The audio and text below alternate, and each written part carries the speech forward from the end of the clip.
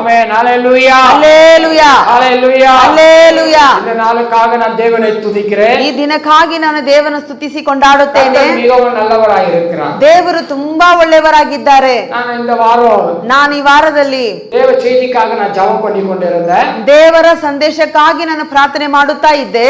அப்பொழுது ஒரு வார்த்தையை நான் தியானித்தேன். ಆಗ ನಾನು ಒಂದು ವಾಕ್ಯವನ್ನು ಧ್ಯಾನ ಮಾಡಿದೆ. யோசுவா 1:5. ಯೋಶುವ ಪುಸ್ತಕದಲ್ಲಿ 1:5 1:5 நான் எடுத்து தியானித்தேன். 1ನೇ ಅಧ್ಯಾಯ 5ನೇ ವಚನವನ್ನು ತೆಗೆದು ನಾನು ಧ್ಯಾನ ಮಾಡುತ್ತಿರುವಾಗ ஆராதனை இருக்கு. ಈ ವಾರದಲ್ಲಿ ದೇವರ ಆರಾಧನೆ ಇದೆ. இந்த வாரம் ஜனங்கள்லாம் வருவாங்க. ಈ ವಾರದಲ್ಲೆಲ್ಲ ನಿಮ್ಮ ಮಕ್ಕಳು ಕೂಡಿ ಬರುತ್ತಾರೆ. ಜನಗಳಿಂದ ನಾನು என்ன பேசணும்? ನಿಮ್ಮ ಮಕ್ಕಳ ಮಧ್ಯದಲ್ಲಿ ನಾನು ಏನನ್ನು ಮಾತನಾಡಬೇಕು? என்ன ಆಲೋಚನೆ ಕೊಡಬೇಕು? ಅಪ್ಪ, ನಿಮ್ಮ ದೇವರ ಮಕ್ಕಳಿಗೆ ಯಾವ ರೀತಿಯಾದ ಆಲೋಚನೆಗಳನ್ನು ಕೊಡಬೇಕು? ಈ ಜನರಿಗೆ, ನಿಮ್ಮ ಜನರಿಗೆ ಏನು ಅಗತ್ಯವಿದೆ? ನೀವು ಎಲ್ಲವನ್ನು ಬಲ್ಲವನಾಗಿದ್ದೀರಿ. ನಾನು ಆ ರೀತಿ ದೇವರ ಬಳಿಯಲ್ಲಿ ಪ್ರಾರ್ಥನೆ ಮಾಡಿ ಈ ಬೆಳಗಿನ ಜಾವದಲ್ಲಿ ಕೂಡ ಜೋಸೆಫ್ ಒಂದು ಮಾತನ್ನು ಹೇಳಿದ್ರು.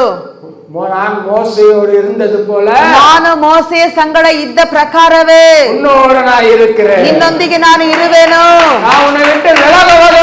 ನಾನು ನಿನ್ನ ಬಿಟ್ಟು ದೂರ ಹೋಗುವುದಿಲ್ಲ, ನಾನು ನಿನ್ನನ್ನು ತೊರೆಯುವುದಿಲ್ಲ, ನಿನ್ನನ್ನು ಕೈ ಬಿಡುವುದೂ ಇಲ್ಲ. ಹಲ್ಲೆಲೂಯಾ.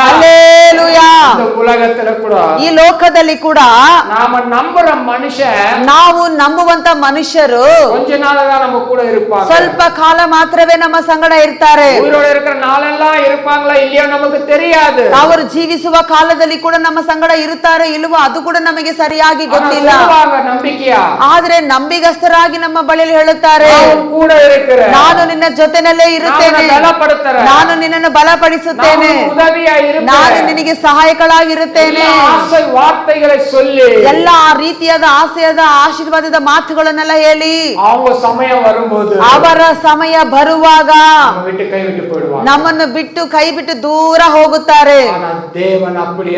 ಆದ್ರೆ ನಮ್ಮ ದೇವರು ಆ ರೀತಿ ಅಲ್ಲ. ತೆಗೆದವರು ಈ ವಚನವನ್ನು ಓದಬಹುದು. ಆತನ ಏನು ಹೇಳುತ್ತಾರೆಂದರೆ, ನಿನ್ನ ಜೀವ ಮಾನವ ಎಲ್ಲ ஆமென். ஹalleluya. ஹalleluya. நீ உயிரோடு இருக்கிற நாளெல்லாம், ನೀನು ಜೀವಮಾನದಲ್ಲೆல்லாம் உனக்கு முன்பாக ನಿನ್ನ ಎದುರಿನಲ್ಲಿ ಒಬ್ಬನು ಎದುರಿಸಿ ನಿಲ್ಕ முடியாது. ಆತನು ಎದುರಿಸಿ ನಿಲ್ಲುವುದಕ್ಕೆ ಸಾಧ್ಯವೇ ಇಲ್ಲ. ಹಾಗಾದ್ರೆ ಏನು ಅರ್ಥ? ನೀ ಉಯಿರೋடு இருக்கிற நாளெல்லாம் ನಾವು ಕೂಡವೇ இருக்கிறನ ಅರ್ಥ. ಹಾಗಾದ್ರೆ ನಿನ್ನ ಜೀವಿತವಾಗಿರುವ ದಿನಗಳೆಲ್ಲ ನಾನು ನಿನ್ನ ಸಂಗಡನೇ ಇರುತ್ತೇನೆಂಬುದಾಗಿದ್ರೆ ಅರ್ಥವಾಗಿದೆ. அவ்வளவுதான். ஹalleluya. ஹalleluya. உங்க வீட்ல உங்களுக்கு இவ்வளவு சோறு போட்டு கொடுத்தா ஒத்துக்குவீங்களா? ನಿಮ್ಮ ಮನೆ ಸ್ವಲ್ಪ ಊಟ ಕೊಟ್ರೆ ಒಪ್ಕೊಳ್ತೀರಾ? ಒಪ್ಕೊಳ್ತೀರಾ? ಒಪ್ಕೊಳ್ತೀರಾ ಯಾರಾದ್ರೂ? ವಾಕ್ಯ ನಮಗೆ ಆಹಾರ.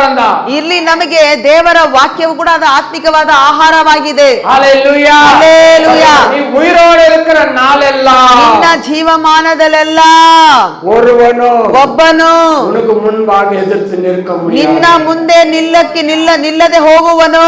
ಮೋಸೆಯೋடு இருந்தது போல ನಾನು ಮೋಸೆಯ ಸಂಗಡ ಇದ್ದ ಹಾಗೆ ಯೋಶುವನೇ ನಾನು ನಿನ್ನ ಸಂಗಡ ಇರುವೆನು, ನಾನು ನಿನ್ನ ಸಂಗಡನೇ ಇರುವೆನು. ஹalleluya. ஹalleluya. ஹalleluya. ஹalleluya. ಯೋಶುವ ಪಾತ್ சொல்லிருக்கல, ಯೋಶುವವನ್ನು ನೋಡಿ ಹೇಳಿರಬಹುದು, ಯೋಶುವನೇ ನಾವು ಕೂಡ ಇರುತ್ತೇನೆ, ಯೋಶುವನೇ ನಿನ್ನ ಸಂಗಡ ನಾನು ಇದ್ದೇನೆಂಬುದಾಗಿ ಹೇಳಿರಬಹುದು. ಮೋಸೆಯ ಸೇರಿಕೊಳ್ಳುವಿರಾ? ಯಾಕೆ ಮೋಸೆಯನ್ನು ದೇವರು ಸೇರಿಸಿಕೊಳ್ಳುವವನಾಗಿದ್ದಾರೆ? ಆತನಿಗೆ ಗೊತ್ತು ಮೋಸೆಯವರು ದೇವನಿರಂದೆ, ಮೋಸೆಯ ಸಂಗಡ ದೇವರು ಇದ್ದು ಇನ್ನೆಲ್ಲ ಅದ್ಭುತங்களை வெளிப்படுத்தினார். ಏನೇನು ಅಲ್ಲ ಅದ್ಭುತಗಳನ್ನು ಆತನು ತೋರಿಸುತ್ತಾ ಬಂದನೆಂಬುದಾಗಿ ಸಮುದ್ರದಯೇ ಆ ಕೆಂಪು ಸಮುದ್ರವನ್ನೇ ವಿನ್ನಪ ಪಣ್ಣಿ ದೇವರ ಬಳಿಯಲ್ಲಿ ವಿಜ್ಞಾಪನೆಯನ್ನು ಮಾಡಿ ಆ ಕೆಂಪು ಸಮುದ್ರವನ್ನೇ ಆ ಮೋಸೆ 2 ಭಾಗವಾಗಿ ಮಾರ್ಪಡಿಸಿದನು. ಮೋಸೆಗೆ ಗೊತ್ತಿಲ್ಲ ಓ ಕೆಂಪು ಸಮುದ್ರ ಈಗ 2 ಭಾಗವಾಗಿ ಮಾರ್ಪಡುತ್ತದೆ ಎಂಬುದಾಗಿ. ದೇವರು ಹೇಳಿದಂತ ಒಂದು ಮಾತು ಏನಾಗಿದೆ? ಮೋಸೆ ಭಯಪಡುತ್ತಾ ಇದ್ದಾನೆ, ಮೋಸೆ ಅದನ್ನು ಗಲಿಬಿಲಿ ಆಗುತ್ತಿದ್ದಾನೆ. ಇನ್ನೊಂದು ಕಡೆ ನೋಡುವಾಗ ಜನರೆಲ್ಲರೂ ಸೇರಿ ಆತನಿಗೆ ಭಾರವನ್ನು ಕೊಡುತ್ತಿದ್ದಾರೆ, ಮೋಸೆಯನ್ನು ಒತ್ತಡ ಮಾಡುತ್ತಿದ್ದಾರೆ ಆತನನ್ನು. ಅಯ್ಯೋ, ನಾವು ಐಗುಪ್ತ ದೇಶದಲ್ಲಿ ಇದ್ದಿದ್ರೆ ನಮಗೆ ಚೆನ್ನಾಗಿರ್ತಾ ಇತ್ತಲ್ಲ, எகிப்துல மசானம் இல்லையா? ಯಾಕೆ ಐಗುಪ್ತ ದೇಶದಲ್ಲಿ ಸಮಾಧಿಗಳು ಇಲ್ಲವಾ? அங்க செத்த எங்களை பொதிகளுக்கு இடம் இல்ல நினைச்சிட்டு ಒಂದು ವೇಳೆ ಅಲ್ಲಿ ಸತ್ತರೆ ನಮಗೆ ಊಣುವುದಕ್ಕೆ ಮಣ್ಣಿಲ್ಲ, ಜಾಗ ಇಲ್ಲ ಅನ್ಕೊಂಡು இங்க கொண்டு வந்தியா? ಈ ಸ್ಥಳದಲ್ಲಿ ನಮ್ಮನ್ನು ಕೊಂಡು ಬಂದಿದ್ಯಾ? கொண்டு வந்தியா? ಇಲ್ಲಿ ನಮ್ಮನ್ನು ಕೊಲ್ಲುವುದಕ್ಕಾಗಿ ಕೊಂಡು ಬಂದಿದ್ಯಾ ನೀನು? ಅದು ತುಂಬಾ ದುಃಖಕರವಾದ ಬೇಡವಾಗಿರುವ ಮಾತುಗಳು, ಅದು ಹೃದಯವನ್ನು ಚುಚ್ಚುವಂತ ಗಾಯಪಡಿಸುವಂತ ಮಾತುಗಳಾಗಿದೆ. ಮೋಸೆ ಯೋಚನೆ ಮಾಡುತ್ತಿದ್ದಾರೆ, ಅಯ್ಯೋ ದೇವರು ಹೇಳುತ್ತಿರುವ ಕಾರ್ಯವನ್ನಲ್ಲವಾ ನಾನು ಮಾಡುತ್ತಿದ್ದೇನೆ. ದೇವರ ಕ್ರಿಯೆಗಳನ್ನು ಅಪ್ಪ ಇವ ಜನರು ಅರ್ಥ ಮಾಡಿಕೊಳ್ಳುತ್ತಿಲ್ಲವಲ್ಲ. ಐಗುಪ್ತ ದೇಶದಲ್ಲಿ 10 ಮಕ್ಕಳು ಕಂಡಿರುತ್ತಾರೆ, 10 ಕಾರ್ಯಗಳನ್ನೆಲ್ಲ ಈ ಜನರು ಕಣ್ಣಾರೆ ಕಂಡಿದ್ದಾರೆ. ದೇವನ್ ಯಾರನ್ನದ ನಂಬದಿರುತ್ತಾರೆ. ಇಷ್ಟು ಕಾರ್ಯಗಳನ್ನು ನೋಡಿ ಕೂಡ ಈ ಜನರು ದೇವರು ಎಂತವರು, ಎಲ್ಲಿದ್ದಾರೆ, ಏನಂತ ಕೇಳುತ್ತಿದ್ದಾರಲ್ಲ ಪ್ರಶ್ನೆ. ಮೋಸೆ ದೇವರ ಬಳಿಯಲ್ಲಿ ವಿಜ್ಞಾಪನೆಗಳನ್ನು ಮಾಡುವಾಗ ದೇವರು ಕೇಳುತ್ತಿದ್ದಾರೆ, ಮೋಸೆ ನಿನ್ನ ಕೈಯಲ್ಲಿ ಏನಿದೆ? ಮೋಸೆ ನಿನ್ನ ಕೈಯಲ್ಲಿ ಏನಿದೆ? ದೇವರ ನನ್ನ ಕೈಯಲ್ಲಿ ಒಂದು ಕೋಲಿದೆ ಸ್ವಾಮಿ. ಆ ಕೋಲನ್ನು ಇಟ್ಕೊಂಡು ಏನು ಮಾಡುವುದೆಂಬುದಾಗಿ ನೀನು ಗುಣಗುಡುತ್ತಾ ಗೋಳಾಡುತ್ತಾ ಇದೆಯೋ? ಈ ಕೋಲು ಅಂದರೆ ಅದು ಅರ್ಥ ಅಧಿಕಾರವಾಗಿದೆ. ಕೋಲು ಅಂದರೆ ಏನು? ಅದು ಅಧಿಕಾರವಾಗಿದೆ. ಅದರ ಅರ್ಥ ಅಧಿಕಾರವಾಗಿದೆ. ಆ ಅಧಿಕಾರವಂದ್ರೆ ನಾವಾಗಿದ್ದೇವೆ. ಯೇಸುವಿನ ನಾಮ. ಒಬ್ಬೊಬ್ಬರು ಯೇಸುವಿನ ನಾಮವನ್ನು ಧರಿಸಿದವರಾಗಿದ್ದೀರಿ. ಹಲ್ಲೆಲೂಯಾ. ಯೇಸುವಿನ ನಾಮ ನಿಮ್ಮ ಮೇಲೆ ಇಲ್ಲವಾ? ಇದೆಯಾ? ಆಮೆನ್. ಇದೆ. ನಂಬಿಕೆಯಿಂದ ಹೇಳಿರಿ. ಹಲ್ಲೆಲೂಯಾ. ನಂಬಿಕೆಯೇ ಜಯಿಸುತ್ತದೆ. ಹಲ್ಲೆಲೂಯಾ. ನಾವು ನಮ್ಮ ನಂಬಿಕೆ ನಮ್ಮನ್ನು ಜಯಿಸುವಂತೆ ಮಾಡುತ್ತದೆ. ಹಲ್ಲೆಲೂಯಾ. ಯೇಸುವಿನ ನಾಮವನ್ನು ನಾವು ಅರಿತವರಾಗಿದ್ದೇವೆ. ನೋಡಿ, ಆದರೂ ಕೂಡ ನಾವು ನಮ್ಮ ಜೀವನದಲ್ಲಿ ಏನು ಮಾಡಬೇಕೆಂಬುದಾಗಿ ನಾವು ಗಲಿಬಿಲಿಯಾಗಿ ಕನ್ಫ್ಯೂಷನ್ ಆಗುತ್ತೇವೆ. ಮೋಸೆಯ ಕೈಯಲ್ಲಿ ಕೋಲಿತ್ತು. ದೇವರು ಕೇಳುತ್ತಿದ್ದಾರೆ, ಮೋಸೆ ನಿನ್ನ ಕೈಯಲ್ಲಿ ಏನಿದೆ? ಅಯ್ಯೋ ನನ್ನ ಕೈಯಲ್ಲಿ ಕೋಲಿದೆ. ಆ ಸಮುದ್ರಕ್ಕೆ ನೇರಾಗಿ ನೀನು ಚಾಚು. ಆ ಕೈಯಿಂದ ಚಾಚಿದ ಕೂಡಲೇ ಮೋಸೆಗೆ ಗೊತ್ತಿಲ್ಲ. ಆ ಮೋಸೆ ಕೈಯನ್ನು ಚಾಚುತ್ತಿದ್ದಾನೆ. ಅವರ ಕಣ್ಣು ಮುಂದೆ ಎದುರಿನಲ್ಲಿ ಮೋಸೆಯನ್ನು ಪ್ರಶ್ನೆ ಮಾಡಿದಂತ ಐಗುಪ್ತ ಜನರ ಮುಂದೆನೆ ಆ ಕೆಂಪು ಸಮುದ್ರ 2 ಭಾಗವಾಗಿ ಮಾರ್ಪಡ್ತು. ಅದು ಇಸ್ರಾಯೇಲ್ ಜನರಿಗೆ ಒಂದು ಮಾರ್ಗವಾಗಿ ಮಾರ್ಪಡ್ತು. ಒಬ್ಬೊಬ್ಬ ಕ್ರೈಸ್ತವರ ಜೀವನದಲ್ಲಿ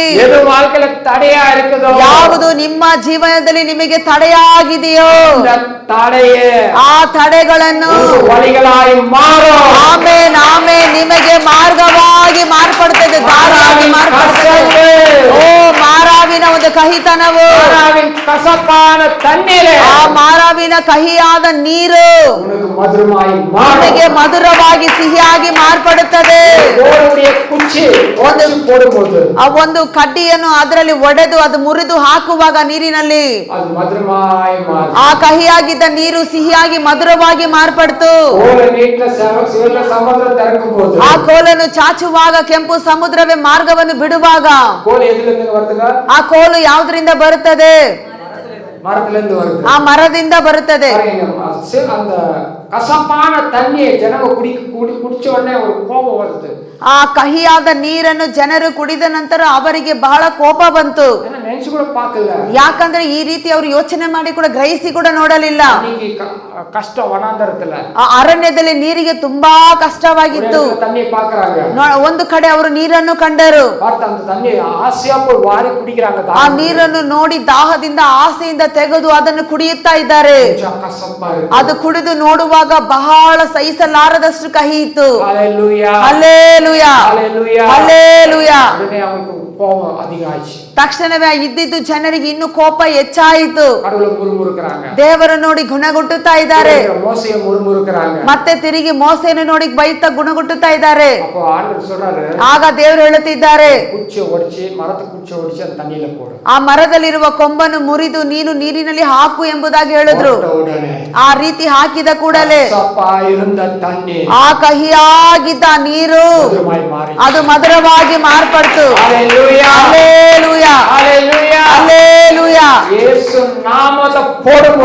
ಯೇಸುವಿನ ನಾಮವನ್ನು ನೀವು ಹಾಕುವಾಗಲೇ,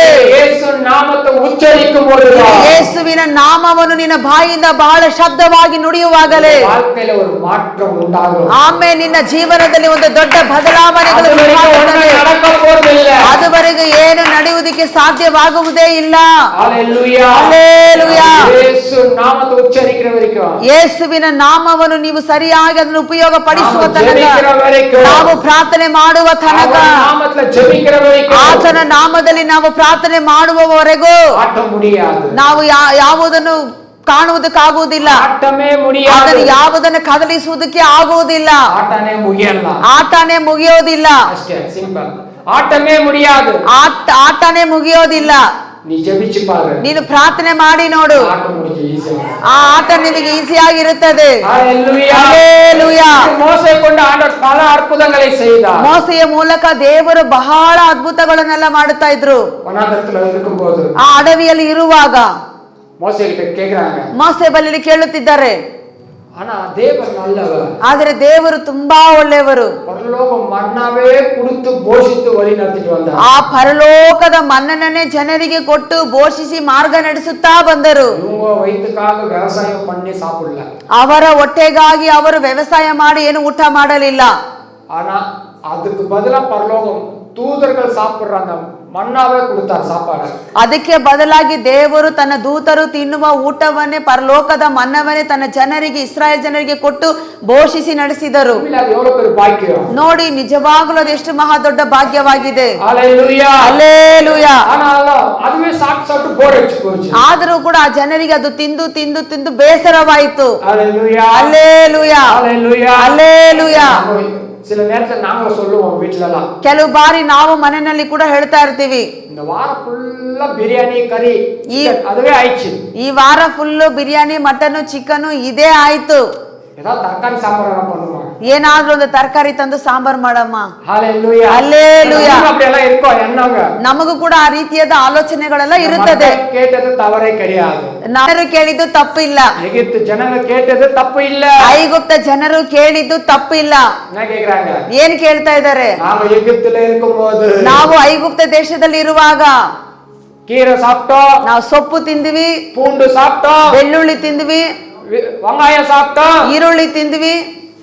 ஆனா இங்க ஒரே மண்ணாவே சாப்பிட்டுட்டு இருக்கோம். ಇಲ್ಲಿ ಬಂದ್ಮೇಲೆ ಬರೀ ಪರಲೋಕದ ಮನ್ನಾವೇ ತಿಂತಾರೆ, ಮಣ್ಣಾವೇ ಸಾப்பிಟ್ಟು ಬರೀ ಮನ್ನಾವೇ, ವ್ಯತ್ಯಾಸ ಇಲ್ಲೇ, ಇದರಲ್ಲಿ ಯಾವ ಒಂದು ವ್ಯತ್ಯಾಸವೇ ಇಲ್ಲವಲ್ಲ. Hallelujah, hallelujah, hallelujah, hallelujah. ದೇವರು ಒಳ್ಳೆಯವರು. ನಾವು வேலைக்கு போனால, ನಾವು ಕೆಲಸಕ್ಕೆ ಹೋದ್ರು ಮಧ್ಯಾಹ್ನ வீட்ல இருந்து லஞ்ச் எடுத்துட்டு போறதில்ல, ಮಧ್ಯಾಹ್ನ ಹೊತ್ತು ಊಟ ತಗೊಂಡು ಹೋಗೋದಿಲ್ಲ. ஒரு நாளைக்கு ஒரு ஹோட்டலுக்கு போவோம், ಒಂದೊಂದು ಮಧ್ಯಾಹ್ನ ಹೊತ್ತಿನಲ್ಲಿ ಒಂದೊಂದು ಟೈಮಿಗೆ ಒಂದೊಂದು ದಿನಾನು ಒಂದೊಂದು ಹೋಟ್ಲ್ ಹೋಗ್ತಾ ಇದ್ವಿ. ಕೂಡ ಪಸಂಗ ಕೇಳ್ಪಾಂಗ, ಆವಾಗ ಜೊತೆಲಿರೋ ಮಕ್ಕಳೆಲ್ಲ ಹುಡುಗರು ಕೇಳ್ತಾ ಇರ್ತಾರೆ, ಬೈಕ್ ಇರ್ಕದ್ನಾಲೆ ಯಾರನ್ನ ಹತ್ರ ಬರುವಾಗ ಕೂಡ ಪಾಸ್ಟರ್ ಬೈಕ್ ಇರೋದ್ರಿಂದ ಯಾರಾದೊಬ್ರು ಪಾಸ್ಟರ್ ಜೊತೆಗೆ ಹೋಗ್ತಾ ಇರ್ತಾರೆ. ಅಪ್ಪೋ ಕೇಳ್ಪಾಂಗ, ಇನ್ನೊಂದು ஒரு நாளைக்கு ஒரு ஹோட்டல் கூட்டிட்டு போறீங்க ಅನ್ನುವ, ಆವಾಗ ಕೇಳ್ತಾರೆ ಹುಡುಗರು, ಯಾಕಣ್ಣ ಒಂದೊಂದು ದಿನಕ್ಕೆ ಒಂದೊಂದು ಹೋಟ್ಲಿಗೆ ಕರ್ಕೊಂಡು ಹೋಗ್ತೀರಾ? ಎಂದ ಹೋಟ್ಲ್ போனாலும் ಕಾಸು ಕೊಡ್ಬೇಕು, ಯಾವ ಹೋಟ್ಲಿಗೆ ಹೋದ್ರು ಕಾಸು ಕೊಡ್ಬೇಕು, ಯಾರು ನಮ್ಗೆ ಸುಮ್ನೆ ಕೊಡೋದಿಲ್ಲ. ನಾವು ಬಗೆ ಬಗೆಯಾಗಿ ಹೋಗಿ ಊಟ ಮಾಡೋಣ. Hallelujah, hallelujah. ಮುದ್ದೆ ಬಸ್ಸಾರು, ಒಂದು ದಿನ ಮುದ್ದೆ ಬಸ್ಸಾರು, ಅನ್ನ ಸಾಂಬಾರು, ಒಂದು ದಿನ ಅನ್ನ ಸಾಂಬಾರು, ಬುಧವಾರ ನಾನ್ ವೆಜ್ ಬಿಡುವ, ಬುಧವಾರ ಅಂದ್ರೆ ನಾನ್ ವೆಜ್ ಹೋಗ್ತಾ ಇದ್ರು. Hallelujah, hallelujah. ಈ ರೀತಿಯಾಗಿ ಒಂದೊಂದು ದಿನಕ್ಕೆ ಒಂದೊಂದು ಹೋಟೆಲ್ ಹೋಗ್ತಾ ಇದ್ರು. ಇಸ್ರಾಯೇಲ್ ಮಕ್ಕಳಿಗೂ ಕೂಡ, ಈ ಇಸ್ರಾಯೇಲ್ ಜನರಿಗೆ ಕೂಡ ವಿಧ ವಿಧಮಾ ಸಾಪ್ಟ ಜನಗ, ಅವರು ಬಗೆ ಬಗೆಯಾಗಿ ಊಟ ಮಾಡಿದಂತ ಜನರು ಮನ್ನಾವ ಸಾಪ್ಟ ಬೋರ್ ಹಚ್ಚಿಕೊಂಡು ಈಗ ಬರೀ ಮನ್ನಾನೇ ತಿಂದು ತಿಂದು ಅವರಿಗೆ ಬೇಸರವಾಯಿತು. ಮೋಸೆ ಬಳಿಯಲ್ಲಿ ಹೋಗಿ ಕೇಳುತ್ತಿದ್ದಾರೆ, ಸಾಪ್ಟ ಸಾಪ್ಟ ಬೋರ್ ಹಚ್ಚಿ ಪೋಚಿ, ನಮಗೆ ಇಂತ ಮನ್ನವನ್ನು ತಿಂದು ತಿಂದು ತಿಂದು ತುಂಬಾ ಬೇಸರವಾಗಿದೆ. இப்ப நான்வெஜ் வேணும். ಈಗ ನಮಗೆ ಮಾಂಸದ ಊಟ ಬೇಕು. பாருங்க என்ன மாதிரி ಕಂಡೀಷನ್ போடுறாங்க. ನೋಡಿ ಯಾವ ರೀತಿಯಾದ ಒಂದು ಕಂಡೀಷನ್ ಕೊಂಡು ಬರ್ತಿದ್ದಾರೆ. ಮೋಸೆ ಯಾರಿಗಾಗಿ ಕಷ್ಟಪಡ್றாரு? ಮೋಸೆ ಯಾರಿಗಾಗಿ ಕಷ್ಟಪಡ್ತಿದ್ದಾರೆ? ಈ ಪ್ರಜೆಗಳಿಗಾಗಿಯೇ. ನಾನು ಒಂದು ಸಂತತಿಗೆ ವಾಕ್ಕು பண்ணியிருக்கிறேன். ನಾನು ನಿನ್ನ ಸಂತಾನಕ್ಕೆ ವಾಗ್ದಾನವನ್ನು ಮಾಡಿದ್ದೇನೆ. ದೇಶಕ್ಕೆ ತರುವೆನು ವಾಕ್ಕು பண்ணியிருக்கிறேன். ಹಾಲು ಜೇನು ಹರಿಯುವ ದೇಶವನ್ನು ನಿನಗೆ ಕೊಡುತ್ತೇನೆಂಬುದಾಗಿ ವಾಗ್ದಾನ ಮಾಡಿದ್ದೇನೆ. ಯಾಕೋಬಕ್ಕೆ ವಾಕ್ಕು பண்ணியிருக்கிறேன். ನಾನು ಅಬ್ರಹಾಂ ಇಸಾಕು ಯಾಕೋಬರಿಗೆ ಅವರಿಗೆ ನಾನು ವಾಗ್ದಾನವನ್ನು ಮಾಡಿದ್ದೇನೆ. ನಿನ್ನ ಸಂತತಿಗೆ ನಾನು ಈ ದೇಶವನ್ನು ಕೊಡುವೆನೆಂಬುದಾಗಿ. ಅವರಿಗೆ ಕಂಡೀಷನ್ ಕೊಡ್றாங்க. ಆದ್ರೆ ಈ ಜನರು ಆತನಿಗೆ ಕಂಡೀಷನ್ ಮಾಡ್ತಾ ಇದ್ದಾರೆ. ಇರಲಿ, ಆದ್ರೆ ದೇವರು ಗುಣಗುಟ್ಟಲಿಲ್ಲ. 10 ಲಕ್ಷ 30 ಲಕ್ಷ ಜನ 30 ಲಕ್ಷ ಜನರಿಗೆ ಸಮುದ್ರದಲ್ಲಿ ಒಂದು ಗಾಳಿಯನ್ನು ಉಂಟು ಮಾಡಿ ಒಂದು ಗಾಳಿಯನ್ನು ಉಂಟು ಮಾಡಿ ಪಕ್ಷಿ ಎಲ್ಲ ಪರಂದು ಒಂದು ಕಾಡಿಗೆ ಆ ಗಾಳಿಯ ನಿಮಿತ್ತವಾಗಿ ಪಕ್ಷಿಗಳು ಉಂಟು ಮಾಡಿ ಅವರ ಜನರ ಇಸ್ರಾಯೇಲ್ ಜನರ ಮುಂದೆ ಬಂದು ಬೀಳುವಂತೆ ದೇವರು ಮಾಡಿದ್ರು. ಹಲ್ಲೆಲೂಯಾ. ನಾನು ಅಂಗಡಿಯಲ್ಲಿ ಹೋಗಿ ನೋಡಿದೆ ಆ ಪಕ್ಷಿ ಎಷ್ಟು ರೇಟ್, ಅದು ಎಷ್ಟು ತೂಕ ಇದೆ ಎಂಬುದಾಗಿ. 150 ಗ್ರಾಮ್ ಒಂದೊಂದು ಪಕ್ಷಿಗಳು ನೋಡುವಾಗ 150 ಗ್ರಾಮ್ ಇರುತ್ತೆ ಅಷ್ಟೇ. 200 ಗ್ರಾಮ್ ಇರಲ್ಲ. ಇಲ್ಲವಾದ್ರೆ ಸ್ವಲ್ಪ ಹೆಚ್ಚು ಕಡಿಮೆ 200 ಗ್ರಾಮ್ ಇರುತ್ತದೆ. ಇಲ್ಲ ಅದು ಕೂಡ ಪೆರುಸು ಕೂಡ ಇರಲ್ಲ. ಇದೆ ಇಲ್ಲವಾದ್ರೆ ಅದಕ್ಕಿಂತ ದೊಡ್ಡದು ಸೈಜ್ ಕೂಡ ಇರಬಹುದು. ಯಾಕಂದ್ರೆ ಬ್ಯಾಂಗ್ಳೂರಲ್ಲಿ ನಾವು ಅಂಗಡಿಯಲ್ಲಿ ಹೋಗಿ ನೋಡುವಾಗ ಆ ಸೈಜ್ ಸಿಗುತ್ತದೆ. ஹல்லேலூயா ஹல்லேலூயா ஹல்லேலூயா ஹல்லேலூயா. ஒரு நாள் வீட்ல இந்த காடை நம்ம பைபிள்ல தான் படிச்சிருக்கோம். ನಾವು ಬೈಬಲ್ ಅಲ್ಲೇ ಇದರ ಬಗ್ಗೆ ಓದಿದ್ವಿ. ಇದು ತೊಟ್ಟು ಪಾಕಲ್ಲ, ಇದನ್ನು ಮುಟ್ಟಿ ನೋಡಲಿಲ್ಲ, ಕಣ್ಣಾಲ ಪಾಕಲ್ಲ, ಇದು ಕಣ್ಣಾರೆ ನೋಡಲಿಲ್ಲ. ಸರಿ ಇದು வீட்டுக்கு வாங்கிட்டு போலாம். ಇದು ನಾವು ಮನೆಗೆ ತಗೊಂಡು ಹೋಗೋಣ. ಕೇಟ ஒரு ಕಾಡೆ ಎவ்வளவு? ಒಂದು ಕಾಡೆ ಎಷ್ಟು ಅಂತ ಅಸನಾರ ಅವರ 50 ರೂಪಾಯಿ ಅన్నారు. ಒಂದು ಪಕ್ಷಿ 50 ರೂಪಾಯಿ ಅಂತ ಹೇಳಿದ್ರು. ಅಷ್ಟೇನಾ? ಸರಿ ಒಂದು 4 ಕೊಡುಪ. ಒಂದು 4 ಕೊಡಿ. ಅದಕ್ಕುள்ள அவன் எவ்வளவு சீக்கிரமா என்ன பண்ணா ಸ್ಕಿನ್ ಔಟ್ பண்ணி விட்டான் எல்லாத்தையும். ಅಷ್ಟು ಬೇಗ ಅದರ ಅವನು ಸ್ಕಿನ್ ಔಟ್ ಮಾಡಿ ಕ್ಲೀನ್ ಮಾಡಿಬಿಟ್ರು. ಅವನೇ ಕ್ಲೀನ್ ಮಾಡಿ ಕೊಡ್ತಾನ. ಆತನೇ ಸರಿಯಾಗಿ ಬೇಗ ಕ್ಲೀನ್ ಮಾಡಿ ಕೊಟ್ರು. வீட்ல கொண்டு வந்து கொடுத்தா ಮನೆಗೆ ತಗೊಂಡ್ ಬಂದು ಕೊಟ್ರೆ வீட்ல ಸಂದೇಹ, ಮನೆಯಲ್ಲಿ ಸಂದೇಹ. ಕಾಕ ಮಾರಿ ಇರ್ತದೆ. ಇದು ನೋಡಿದ್ರೆ ಕಾಗೆ ತರ ಇದೆ. ಇಲ್ಲಮ್ಮ, ಇಲ್ಲ ಇಲ್ಲ, ಕಾಡ. ಇದು ಒಂದು ಪಕ್ಷಿ. இதுதான் நமக்கு சான்ஸ் கிடைச்சிருக்கு. ಲವಕಿ, ಇದೇ ಲಾವಕಿ. ಸರಿ, ಇದನ್ನ ಅಡಿಗೆ ಮಾಡು. Hallelujah hallelujah. ಅಮ್ಮ ಕೂಡ ಕೇಳ್ತಾರ ಅವರು ಕೇಳ್ವಿ. ನಾವು ಅಮ್ಮ ಕೂಡ ಕೇಳಿದ್ರು ಈ ಪ್ರಶ್ನೆನ. ಏನೋ ಕಾಗಿಗೆ ತಗೊಂಡ್ಬಂದ್ಬಿಟ್ನ ಗೊತ್ತಿಲ್ದಂಗೆ. ಇಸ್ರಾಯೇಲ್ ಮಕ್ಕಳ ಮುನ್ನಾಡಿ ನೋಡಿ, ಇಸ್ರಾಯೇಲ್ ಜನರ ಮುಂದೆ 10 ಕಾಡುಗಳ ಕೊಂಡು ಒಂದು ಆರ್ಡರ್ ಕುಬಿಕ ಸೇರ ಅಷ್ಟು ಹೇರಾಳವಾಗಿ ಧಾರಾಳವಾಗಿ ಲಾವಕಿಗಳನ್ನು ತಗೊಂಡ್ಬಂದು ಹಂಗೆ ಜೋಡಿಸಿಟ್ರು. ನಮ್ಮ ಮಾದರಿ ಎಲ್ಲ 1 ಪೀಸ್ 2 ಪೀಸ್ ಸಾಪರ ಜನ ಇಲ್ಲ ಅವಲ್ಲ. ಅವರೆಲ್ಲ ನಮ್ಮ ಹಾಗೆ 1 ಪೀಸ್ 2 ಪೀಸ್ ಒಂದು ತಿನ್ನೋರು ಆ ರೀತಿ ಎಲ್ಲ ಅವರು ಸಾಪ್ನನ್ ವಕಂದ 1 ಕೆಜಿ 2 ಕೆಜಿ ಕಡಿಂಗ್ಲ ಸಾರುವಾಗ ಅವರು ಊಟ ಮಾಡ್ಬೇಕಂತ ಕುತ್ಕೊಂಡ್ರೆ ಒಬ್ಬೊಬ್ಬರಿಗೆ 1 ಕೆಜಿ 2 ಕೆಜಿ ಆ ರೀತಿ ಊಟ ಮಾಡೋ ಬಲಶಾಲಿಗಳಾಗಿದ್ರು. ಎಗಿಪ್ತಲ್ಲ ಉಳಚಿರುಕ್ರಾಗ ಅಷ್ಟು ಐಗುಪ್ತ ದೇಶದಲ್ಲಿ ಅಷ್ಟು ಕಷ್ಟಪಟ್ಟಿದ್ದಾರೆ ಅವರು. Hallelujah hallelujah. ಬೈಬಲ್ ಅವರ ಕುರಿತು ಸಾಕ್ಷಿ ಹೇಳುತ್ತೆ. ಯಾಕಂದ್ರೆ ಬೈಬಲ್ ಅವರ ಕುರಿತು ಸಾಕ್ಷಿ ಹೇಳ್ತಾ ಇದೆ. ಇಸ್ರಾಯೇಲ್ ಮಕ್ಕಳು, ಈ ಇಸ್ರಾಯೇಲ್ ಜನರು ಯೌವನ ಒಡುಕಿನಾಲೋ ಎಷ್ಟಕ್ಕೆ ಎಷ್ಟು ಅವರು ಜಜ್ಜಲ್ಪಟ್ಟರು. ಪಾಲಕಿ ಪೆರುಗನ ಆಮೇನ್. ಅಷ್ಟಕ್ಕೆ ಅಷ್ಟು ಅವರು ಅಭಿವೃದ್ಧಿ ಹೊಂದುತ್ತಾ ಬಂದರು. ಬಲಶಾಲಿ ಉಳ್ಳವர்களாய் ಅಷ್ಟಕ್ಕೆ ಅಷ್ಟು ಅವರು ಹೇರಾಳವಾಗಿ ಬಲಶಾಲಿಗಳಾಗಿದ್ದರು. ಅದ್ಭುತಗಳೆயும் ಮೋಸೆ ಕೊಂಡು ಆಂಡವರು செய்தார். ಇಷ್ಟು ಅದ್ಭುತಗಳನ್ನು ಮೋಸೆಯ ಮೂಲಕ ದೇವರು ನಮಗಾಗಿ ಮಾಡಿದ್ರು.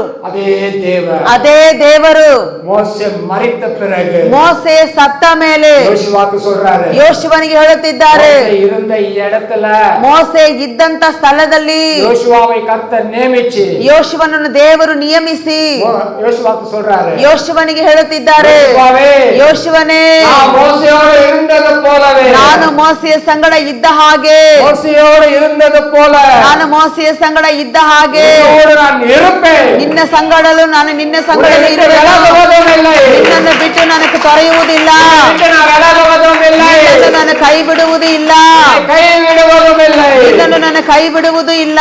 Hallelujah hallelujah. ನಿನಗೆ ವಿರೋಧವಾಗಿ ಎದ್ದೇಳುವ ಯಾವುದು ಪ್ರತಿಯೊಂದು ಆಯುಧವು ಅದು ಸಫಲವಾಗದೆ ಹೋಗುತ್ತದೆ. ಆಮೆನ್. ಹಲ್ಲೆಲೂಯಾ. கர்த்தர் நம்ம கூட இருந்தா, ದೇವರು ನಮ್ಮ ಸಂಗಡ ಇದ್ದರೆ நமக்கு விரோதமா எந்த ஆயுதமும் எழும்பா. ನಮಗೆ ವಿರೋಧವಾಗಿ ಯಾವ ಒಂದು ಆಯುಧವು ಎದ್ದೇಳಕ್ಕಾಗುವುದಿಲ್ಲ. உபாகம் 28வது அதிகாரம் ಧರ್ಮೋಪದೇಶ ಕಾಂಡ ಪುಸ್ತಕದಲ್ಲಿ 28ನೇ ಅಧ್ಯಾಯ 7வது வசனத்தை எடுத்து வாசிக்கலாம். 7ನೇ ವಚನವನ್ನು ತೆಗೆದು ನಾವು ಓದೋಣ. 28:7. 28 7ನೇ ವಚನ. ನಿಮ್ಮ ಮೇಲೆ ಬರುವ ಹಾ. ಶತ್ರುಗಳು ನಿಮ್ಮಿಂದ ಸೋತು ಹೋಗುವಂತೆ ಹಾ. ಯೆಹೋವನು ಮಾಡುವನು. யார் பண்றது? ಯೆಹೋವನು. கர்த்தர் செய்வார். ಆಮೆನ್. ಅವರು ಒಂದೇ ದಾರಿಯಿಂದ ಹಾ. ನಿಮ್ಮ ಮೇಲೆ ಬಂದರು ಹಾ. 7 ದಾರಿಗಳಿಂದ ಓಡಿ ಹೋಗುವರು. கரಗಳ ತಟ್ಟಿ, ಚಪ್ಪಾಳೆ ತಟ್ಟಿ, ಚಪ್ಪಾಳೆ ತಟ್ಟಿ, ಕೈಗಳನ್ನು ಬಲವಾಗಿ ತಟ್ಟಿ, ತಟ್ಟಿ, ಬಲವಾಗಿ ಬಲವಾಗಿ ಆಸಕ್ತಿಯಿಂದ ತಟ್ಟಿರಿ. Amen amen amen amen. Hallelujah. பாருங்க, ஒரு வழியாய் எதிராக புறப்பட்டு வருவார்கள். ಒಂದು ಮಾರ್ಗವಾಗಿ ನಿಮ್ಮ ಮೇಲೆ ಒಂದು ದಾರಿಯಲ್ಲಿ ನಿಮಗೆ ಶತ್ರುಗಳು ಬರುವರು. ஒரு வழியா வராங்க. ಒಂದೇ ದಾರಿಯಿಂದ ನಿಮ್ಮ ಮೇಲೆ ಬಂದು ಬೀಳುವರು. எத்தனை வழியா வரா? ಶತ್ರು ಯಾವ ಮಾರ್ಗದಿಂದ ಬರ್ತಾನೆ சொல்லணும். ಹೇಳಬೇಕು. எத்தனை வழியா வராங்க? ಎಷ್ಟು ಮಾರ್ಗದಿಂದ ಶತ್ರು ಬರ್ತಾನೆ? ಒಂದೇ ಮಾರ್ಗದಿಂದ ಶತ್ರು ಬರ್ತಾನೆ. ஆனா ஓடும்போது, ಆದ್ರೆ ಓಡುವಾಗ 7 வழியா ஓடுறாங்களா? ಆತನು 7 ದಾರಿಗಳಿಂದ ಓಡಿ ಹೋಗುವರು. Hallelujah. Praise the Lord. Praise the Lord. பாருங்க, ஒரு வழியா வந்துட்டு ಒಂದು ಮಾರ್ಗವಾಗಿ ಬಂದು வந்த வழியா திரும்பி போயிருக்கும். ಆತನು ಬರುವ ದಾರಿಯಲ್ಲಿ ತಿರುಗಿ ಹೋಗಿರಬೇಕು. திரும்பி போல ಆತನು ತಿರುಗಿ ಹೋಗಕ್ಕಾಗಲಿಲ್ಲ. 7 வழியா ஓடிட்டாங்க. ಆದರೂ 7 ದಾರಿಗಳಲ್ಲಿ ಓಡಿ ಹೋದರು. அப்ப எந்த அளவுக்கு அந்த இடத்துல யுத்தம் நடந்திருக்கும் ನೋಡಿ, ಆದ್ರೆ ಯೋಚನೆ ಮಾಡಿ ನೋಡುವ ಸ್ಥಳದಲ್ಲಿ ಯಾವ ರೀತಿಯಾಗಿ ಯುದ್ಧಗಳು ನಡೆದಿರುತ್ತದೆ. யுத்தம் பண்ணி இருப்பாரு. ದೇವರು ನಮಗೋಸ್ಕರ ಎಷ್ಟು ವಿಧವಾದ ಯುದ್ಧಗಳನ್ನು ಮಾಡಿರ್ತಾರೆ. 7 என்று சொன்னா 7 ಅಂದರೆ அது பரிபூர்ணத்தை குறிக்கிறது. ಅದು ಪರಿಪೂರ್ಣವನ್ನು ಸೂಚಿಸುತ್ತದೆ. 7 என்னங்க? 7 ಅಂದರೆ ಏನು? சொல்லுங்க, தைரியமா பேசுங்க. ಪರಿಪೂರ್ಣತೆಯನ್ನು ಸೂಚಿಸುತ್ತದೆ. 7 என்றால் பரிபூரணம். 7 ಅಂದರೆ ಪರಿಪೂರ್ಣತೆ.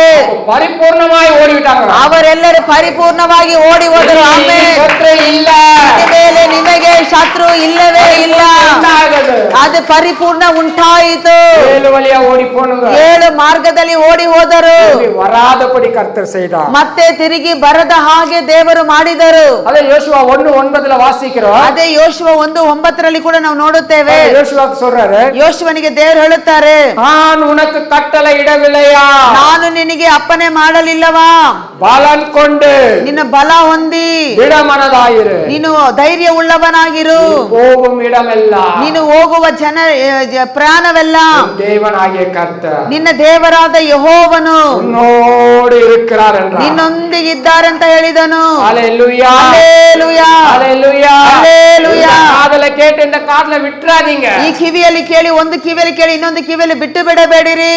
உங்க சூழ்நிலை எப்படிப்பட்டதா கூட இருக்கலாம். ನಿಮ್ಮ ಪರಿಸ್ಥಿತಿ ಎಂತಹ ಪರಿಸ್ಥಿತಿ ಭಯಂಕರವಾಗಿ ಕೂಡ ಇರಬಹುದು. இந்த இடத்துல ಈ ಒಂದು ಸ್ಥಳದಲ್ಲಿ உங்க இருதயத்தின் பார கர்த்தர் அறிந்திருக்கிறார். ನಿಮ್ಮ ಹೃದಯದ ಭಾರಗಳನ್ನು ದೇವರು ಅರಿತವರಾಗಿದ್ದಾರೆ. ஹல்லேலூயா, ಹಲ್ಲೇಲೂಯಾ. அதனால நீங்க அதுல முழுகி போகாதீங்க. ಆದುದರಿಂದ ನೀವು ಆ ಭಾರದಲ್ಲಿ ಮುಳುಗಿ ಹೋಗಬೇಡಿ. அந்த காரியத்தை நீங்க ஜெயிக்க பலன். ಆಮೇಲೆ ಆ ಕಾರ್ಯವನ್ನು ಜಯಿಸುವುದಕ್ಕೆ ದೇವರು ನಿಮಗೆ ಬಲವನ್ನು ಕೊಡುತ್ತಾರೆ. நான் உனக்கு கட்டளை இடலையா? ನಾನು ನಿನಗೆ ಆಜ್ಞಾಪಿಸಿದಿನಲ್ಲ, சொல்லியிருக்கிறேன் இல்ல? ನಾನು ನಿನಗೆ ಹೇಳಿದ್ದೇನೆ ತಾನೆ. ನಾನು ನಿನ್ನನ್ನು ಬಿಟ್ಟು ತೊರೆಯುವುದಿಲ್ಲ, ನಾನು ನಿನ್ನನ್ನು ಕೈ ಬಿಡುವುದಿಲ್ಲ. சொல்லியிருக்கிறேனா இல்லையா? ನಾನು ಆ ರೀತಿ ನಿಮಗೆ ಹೇಳಿದ್ದೇನೆ ತಾನೆ. ದೇವರು ನಮಗೆ சொல்லியிருக்கிறானா இல்லையா? ದೇವರು ನಮಗೆ ಹೇಳಿದ್ದಾರಾ ಇಲ್ಲವಾ? ಸೋಲ್ವೆ ಯಾಕೆ ನಮ್ಮ ಜೀವನದಲ್ಲಿ ಬಳಲಿ ಹೋಗುವ ಕಾರ್ಯಗಳು? ಯಾಕೆ ನಾವು ಯೋಚನೆ ಮಾಡುವವರಾಗಿದ್ದೇವೆ? ವಚನಗಳು ಹೇಳುತ್ತಾ ಇದೆ, ನೀನು ಬಲ ಹೊಂದಿ ನೀನು ಧೈರ್ಯ ಉಳ್ಳವನಾಗಿರು. ಬಲನ್ ಕೊಂಡು ದಿಡಮನದಾಯಿರು. ನೀನು ಸ್ಥಿರಚಿತ್ತವನಾಗಿರು, ಧೈರ್ಯದಿಂದ ಇರು, ಅಂಜಬೇಡ, ನೀನು ಕಳವಳಗೊಳ್ಳಬೇಡ, ನೀನು ಕಳವಳಗೊಳ್ಳಬೇಡ. ನೀನು ಹೋಗುವಲ್ಲೆಲ್ಲ ನೀನೆಲ್ಲೆಲ್ಲ ಹೋಗುತ್ತೀಯೋ ನಿನ್ನ ದೇವರಾದ ಯೆಹೋವನು ನಾನು ನಿನಗೆ ವಿರೋಧವಾಗಿ ಬರುವಂತ ಶತ್ರುಗಳು 7 ಮಾರ್ಗವಾಗಿ ಓಡಿ ಹೋಗುವರು. ಹಲ್ಲೇಲೂಯಾ. ಕೆಲವು ಶತ್ರುಗಳು ಹೇಳುತ್ತಾರೆ, ಓ ಚರ್ಚ್ ಒಳಗಡೆ ಇದೆಯಾ, அப்புறமா வெளியே வந்து தானே ஆகணும். ಆಮೇಲೆ ನೀನು ಹೊರಗಡೆ ಬರ್ಲೇಬೇಕು ತಾನೆ. வெளியே வந்து தானே ஆகணும். ನೀನು ಹೊರಗಡೆ ಬಂದೇ ಆಗಬೇಕು ತಾನೆ. விருப்பத்தை தானே நீ செய்ய போற. ನನ್ನ ಇಷ್ಟಾರ್ಥವನ್ನು ತಾನೆ ನೀನು ನೆರವೇರಿಸುವಿ. அந்த உன்னை பாத்துக்கறானோ. ಅಲ್ಲಿ ನಾನು ನಿನ್ನನ್ನು ಗಮನಿಸಿಕೊಳ್ಳುತ್ತೇನೆ. அவன் ஆயிரம் சொல்லட்டும். ಆತನು 1000 ಹೇಳಲಿ ನಮಗೆ ವಿರೋಧವಾಗಿ. வெளியே போகும்போது ನೀವು ಹೊರಗಡೆ ಹೋಗುವಾಗ பக்கத்துல வரவாவன். ನಿಮ್ಮ ಪಕ್ಕದಲ್ಲಿ ಆತನು ಬರುತ್ತಾನೆ. கூட தேவனுடைய அபிஷேக பிரசன்னம் தயவு இருக்கும்போது ನಿಮ್ಮ ಮೇಲೆ ದೇವರ ಪ್ರಸನ್ನತೆ ದಯೆ ಅಲ್ಲ ಇರುವಾಗ அவன் உங்களை பார்த்து ಆತನು ನಿಮ್ಮನ್ನು ನೋಡಿ 7 வழியா ஓடி 7 ಮಾರ್ಗವಾಗಿ ಆತನು ಓಡಿ ಹೋಗುತ್ತಾನೆ. ಅಯ್ಯೋ ಇವರ ಸಹವಾಸವೇ ನಮಗೆ ಬೇಡ. உங்க பிரச்சனை நமக்கு வேண்டாம். ಅಯ್ಯೋ ಇವರ ಸಮಸ್ಯೆ ತೊಂದರೆನೇ ನಮಗೆ ಬೇಕಾಗಿಲ್ಲ. அவரோட தேவன் இருக்கிறார். ಅವರೊಂದಿಗೆ ದೇವರಿದ್ದಾರೆ. உலகத்துல இருக்கிறவன் இல்ல. ಈ ಲೋಕದಲ್ಲಿ ಇರುವವನಿಗಿಂತಲೂ ನಮ್ಮ ದೇವರು ಮಹಾ ದೊಡ್ಡವರಾಗಿದ್ದಾರೆ. ಹಲ್ಲೆಲೂಯಾ. தேவனுடைய விருப்பமா அதுதாங்க. ದೇವರ ಇಷ್ಟಾರ್ಥವು ಇದೇ ಆಗಿದೆ. நம்ம நல்லா இருக்கணும். ನಾವು ಚೆನ್ನಾಗಿರಬೇಕೆಂಬುದೇ. ಕೆಟ್ಟು போறது அவருடைய விருப்பம். ನಾವು ಕೆಟ್ಟು ಹೋಗುವುದು ಸ್ವಲ್ಪವೂ ಆತನಿಗೆ ಇಷ್ಟವಿಲ್ಲ. பாருங்க அவர் अनेक இடத்துல பைபிள்ல வார்த்தைகள் நம்ம சொல்லி நம்ம பலப்படுத்தி இருக்கிறார். ನೋಡಿ ಅನೇಕ ಸ್ಥಳಗಳಲ್ಲಿ ಸತ್ಯ ವೇದದಲ್ಲಿ ವಾಕ್ಯದ ಮೂಲಕವಾಗಿ ಹೇಳಿ ದೇವರು ನಮ್ಮನ್ನು ಬಲಪಡಿಸಿದ್ದಾರೆ. பிசாசு கொல்றதுக்கு அழிக்கிறதுக்கு மாட்டதா வரான். ಸೈತಾನು ಕೊಳ್ಳುವುದಕ್ಕೂ ಹಾಳು ಮಾಡುವುದಕ್ಕೂ ನಾಶ ಮಾಡುವುದಕ್ಕೆ ಬರ್ತಾನೆ ಹೊತ್ತು ಬೇರೆ ಯಾವುದಕ್ಕೂ ಬರೋದಿಲ್ಲ. ಆದರೆ ನಾನು ಅವುಗಳಿಗೆ ಜೀವ ಉಂಟಾಗಿರಲು ಅದು ಪರಿಪೂರ್ಣ ಹೊಂದುವುದಕ್ಕೂ ನಾನು ಬಂದಿದ್ದೇನೆ ಎಂಬುದಾಗಿ ಹೇಳುತ್ತಾರೆ. ಹಲ್ಲೆಲೂಯಾ. ನಾವು ಪರಿಪೂರ್ಣ ಹೊಂದಬೇಕು. ನಾವು ಪರಿಪೂರ್ಣ ಜೀವವನ್ನು ಹೊಂದುವವರಾಗಿರಬೇಕು. ನಾವು ಓದೋಣ. 2 ಕೊರಿಂಥದವರು ಹೊಸ ಒಡಂಬಡಿಕೆ 8வது அதிகாரம் 8ನೇ ಅಧ್ಯಾಯ 9வது ವಚನத்தை எடுத்துக்கொள்வோம். 9ನೇ ವಚನವನ್ನು ತೆಗೆದುಕೊಳ್ಳೋಣ. ನಮ್ಮ ಕರ್ತನಾದ ಯೇಸು ಕ್ರಿಸ್ತನ ಕೃಪೆಯು ನಿಮಗೆ ಗೊತ್ತಾಗಿದೆಯಲ್ಲ. ಆತನು ಐಶ್ವರ್ಯವಂತನಾಗಿದ್ದು ಸಾಕು. ಹಲ್ಲೆಲೂಯಾ. ಹಲ್ಲೆಲೂಯಾ. ನಮ್ಮ ಕರ್ತನಾದ ಯೇಸು ಸ್ವಾಮಿಯ ಕೃಪೆಯು ನಿಮಗೆ ಗೊತ್ತಾಗಿದೆಯಲ್ಲ. ನಿಮ್ಗೆಲ್ಲ ಗೊತ್ತಾಗಿದೆಯಲ್ವಾ? ಯೇಸು ಸ್ವಾಮಿ ಕೃಪೆ ಯಾರಿಗೂ ಗೊತ್ತಿಲ್ವಾ? ಗೊತ್ತಿದೆ. ಗೊತ್ತಿದೆಯಾ? ಗೊತ್ತಿದೆ. ಅವರುடைய கிருபையை அறிந்திருக்கிறீர்கள். ಆತನ ಕೃಪೆಯನ್ನು ನಿಮಗೆ ಎಲ್ಲರಿಗೂ ಗೊತ್ತಿದೆಯಲ್ಲ. ಕೃಪೆ ಅಂದ್ರೆ ಏನು? ಆತನ ಕೃಪೆ ಅಂದ್ರೆ ಏನು? ಮುಂದಕ್ಕೆ ಹೋದಮ್ಮ. ಆತನ ಐಶ್ವರ್ಯವಂತನಾಗಿದ್ದು ಸಾಕು. ಆತನು ಕೃಪೆ ಉಳ್ಳವರೆಂದು ನೀನು ಅರಿತಿದ್ದರೆ ಆತನ ಯಾರಾಗಿದ್ದಾನೆ? ಯೇಸು ಯಾರೆಂದು அறிந்திருக்கிறோம். ಯೇಸು ಯಾರು ಎಂಬುದಾಗಿ ನಾವು ಅರಿತವರಾಗಿದ್ದೇವೆ. ಆತನ ಕೃಪೆಯನ್ನು ನಾವು ಅರಿತವರಾಗಿದ್ದೇವೆ. ಆತನು ಯಾರಾಗಿದ್ದಾರೆ? ಆತನು ಐಶ್ವರ್ಯವಂತನಾಗಿದ್ದು ತಾನು ಬಡತನದಲ್ಲಿ ಸೇರಿದ್ದವರಿಂದ ನೀವು ಐಶ್ವರ್ಯವಂತರಾಗಬೇಕೆಂದು ನಿಮಗೋಸ್ಕರ ಬಡವನಾದನು. பாருங்க, ஐஸ்வர்யம் உள்ளவராய் இருந்தும் தேவன் நீங்கள் அவருடைய தரித்தினாலே ஐஸ்வர்யவளம் ஆக்கும்படிக்கு உங்கள் நிமித்தம் அவர் தரித்திரமானார். ஹல்லேலூயா. ஹல்லேலூயா. இயேசு ಐಶ್ವರ್ಯ ಉಳ್ಳವರು ಎಂದು ನಾವು ಅರಿತಿರುತ್ತೇವೆ. ಯೇಸು ಐಶ್ವರ್ಯವಂತನಾಗಿದ್ದಾರೆ ಎಂಬುದು ನಾವು ಅರಿತವರಾಗಿದ್ದೇವೆ. ಐಶ್ವರ್ಯವನ್ನ ನಮ್ಮ ಮಾತುಂಬಡಿಕೆ ಆ ಬಡತನದಿಂದ ಆ ಒಂದು ಕೃಪೆ ನಮ್ಮನ್ನು ಐಶ್ವರ್ಯವಂತನಾಗಿ ಮಾರ್ಪಡಿಸುವುದಕ್ಕಾಗಿ ಆತನು ನಮಗೋಸ್ಕರ ಬಡವನಾದನು. ಇದು ಎಷ್ಟು ಜನಕ್ಕೆ ಅರ್ಥವಾಯಿತು? ಹಲ್ಲೆಲೂಯಾ. ಹಲ್ಲೆಲೂಯಾ. ಅವರ ಪಣಕಾರರು. ಆತನು ಐಶ್ವರ್ಯವಂತನು. ಆತನು ಐಶ್ವರ್ಯವಂತನಾಗಿದ್ದಾರೆ. ನಾವು ಬಡತನದಲ್ಲಿ ಇದ್ದೇವೆ. ಈಗ ಏನು ನಡೀತಾ ಇದೆ ಅಂದರೆ ಇದು ಬದಲಾವಣೆ ಆಗ್ತಾ ಇದೆ. ನಮ್ಮ ಬಡತನ ದರಿದ್ರವನ್ನೆಲ್ಲ ಆತನು ಹೊತ್ತುಕೊಂಡನು. ಸುಮಂದು ತೀರ್ತಿಟ್ಟಾರೆ. ಆತನು ತೆಗೆದು ಶಿಲುಬೆನಲ್ಲಿ ತೀರಿಸಿ ಮುಗಿಸಿದನು. ಅವ್ರ ಮೇಲೆ ಐಶ್ವರ್ಯ ಎಲ್ಲ ನಮಗೆ ಕೊಡ್ತಿಟ್ಟಾರೆ. ಆತನ ಮೇಲಿರುವ ಎಲ್ಲಾ ಐಶ್ವರ್ಯದ ಆಶೀರ್ವಾದಗಳೆಲ್ಲ ನಮ್ಮ ಮೇಲೆ ಕೊಟ್ಟನು. ಹಲ್ಲೆಲೂಯಾ. ಉಣರ್ந்த கையை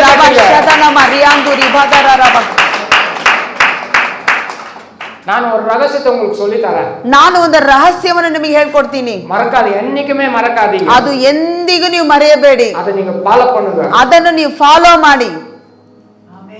இப்போ இந்த வசனத்தை படிச்சோம் இல்லையா? ನಾವು ಇವಾಗ ವಚನವನ್ನು ಓದಿದ್ವಿ ತಾನೆ. நிறைய வசனத்துல வாக்குத்தத்தம் இருக்கு. ಅನೇಕ ವಚನದಲ್ಲಿ ವಾಗ್ದಾನಗಳು ಉಂಟು. ಅನೇಕ ವಾಗ್ದಾನಗಳು ಇருக்கு. ಸತ್ಯ ವೇದದಲ್ಲಿ ಏರಾಳವಾದ ವಾಗ್ದಾನಗಳು ಉಂಟು. ಸುಮ್ಮನೆ ಪೋ அப்படின்னாலும் அதுல அந்த போ என்ற ஒரு எழுத்திலே அற்புதம் இருக்கு.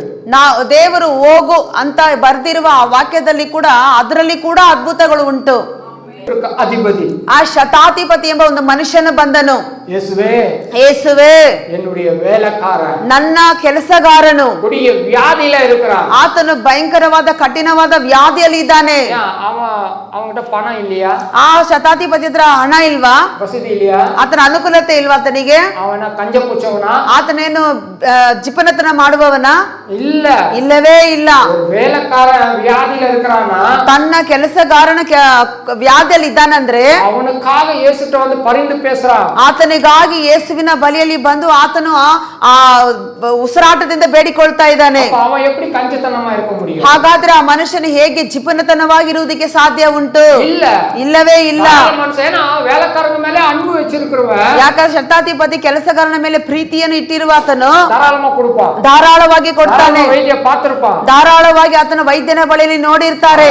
ಸುಗಮ ಕಡಿಚಿರಕಾದು. ಆದರೂ ಆತನಿಗೆ ಆರೋಗ್ಯ ಸಿಗದೇ ಇದ್ದಿರಬಹುದು. ಯೇಸುವಿನ ಬಗ್ಗೆ ಕೇಳಲ್ಪಟ್ಟು ಯೇಸುವಿನ ಬಳಿಯಲ್ಲಿ ಬಂದು ಆತನು ಹೇಳುತ್ತಾನೆ, ನನ್ನ ಕೆಲಸಗಾರನೊಬ್ಬನು ಬಾ ಅಂದ್ರೆ ಬರ್ತಾನೆ, ಹೋಗಂದ್ರೆ ಹೋಗುತ್ತಾನೆ. ಆದ್ರೆ ಆ ಮನುಷ್ಯನು ಇವತ್ತು ವ್ಯಾಧಿಯಲ್ಲಿ ಇದ್ದಾನೆ. ಆಗ ಯೇಸುವೆ ನೀವು ಒಂದು ಮಾತನ್ನು ಹೇಳಿ. ಯೇಸು ಸ್ವಾಮಿ ಹೇಳುತ್ತಾ ಇದ್ದಾರೆ, ನಾನು ನಿಮ್ಮ ಮನೆಗೆ ಬಂದು ನನ್ನ ಕೆಲಸಗಾರನನ್ನು ಸ್ವಸ್ಥ ಮಾಡುತ್ತೇನೆ, ಆರೋಗ್ಯ ಮಾಡ್ತೀನಿ ಅಂತ ಹೇಳ್ತಾ ಇದ್ದಾರೆ. ಆದ್ರೆ ಯೇಸು ಸ್ವಾಮಿ ಬಳಿಯಲ್ಲಿ ಆ ಮನುಷ್ಯನು ಹೇಗೆ ಪ್ರಾರ್ಥನೆ ಮಾಡುತ್ತಿದ್ದಾನೆ, ಸ್ವಾಮಿ ನೀವು ನನ್ನ ಮನೆಗೆ ಬರುವುದಕ್ಕೆ ನಾನು ಯೋಗ್ಯನಲ್ಲ. ನನ್ನ ಕೆಲಸಗಳನ್ನು ಹೋಗಂದ್ರೆ ಹೋಗ್ತಾನೆ, ಒಬ್ಬರು ಬಾ ಅಂದ್ರೆ ಬರ್ತಾನೆ. ಆದರೂ ಸ್ವಾಮಿ ನೀವು ನಮ್ಮ ಮನೆಗೆ ಬರುವುದಕ್ಕೆ ನನಗೆ ಯೋಗ್ಯತೆ ಇಲ್ಲ. ತನ್ನನ್ನು ತಗ್ಗಿಸಿಕೊಳ್ಳುತ್ತಾನೆ, ತನ್ನನ್ನು ತಗ್ಗಿಸಿ ಆತನು ದೇವರ ಮುಂದೆ ಪ್ರಾರ್ಥನೆ ಮಾಡುತ್ತಿದ್ದಾನೆ. ಆ ಒಂದು ನಂಬಿಕೆಯನ್ನು ದೇವರು ಕಂಡರು. ದೇವರು ಹೇಳಿದಂತ ಒಂದೇ ಮಾತು, ನೀನು ಹೋಗು, ನಿನ್ನ ಕೆಲಸಗಾರನು ಬದುಕಿಕೊಂಡಿರುತ್ತಾನೆ. ಆತನು ಹೇಳಿದ ಮಾತು ಹಾಗೆ ನೆರವೇರಿತು. ಪೇದರು ಶಿಷ್ಯರು ಎಲ್ಲರೂ ದೋಣಿಯಲ್ಲಿ ಹೋಗುತ್ತಿದ್ದರು ಸಮುದ್ರದಲ್ಲಿ. ಮಧ್ಯರಾತ್ರಿ ಅವರೆಲ್ಲ ಸುಂದರ ಬಿರುಗಾಳಿನಲ್ಲಿ ಸಿಕ್ಕಿಕೊಂಡರು, ತುಂಬಾ ಕಷ್ಟಪಡ್ತಾ ಇದ್ದಾರೆ.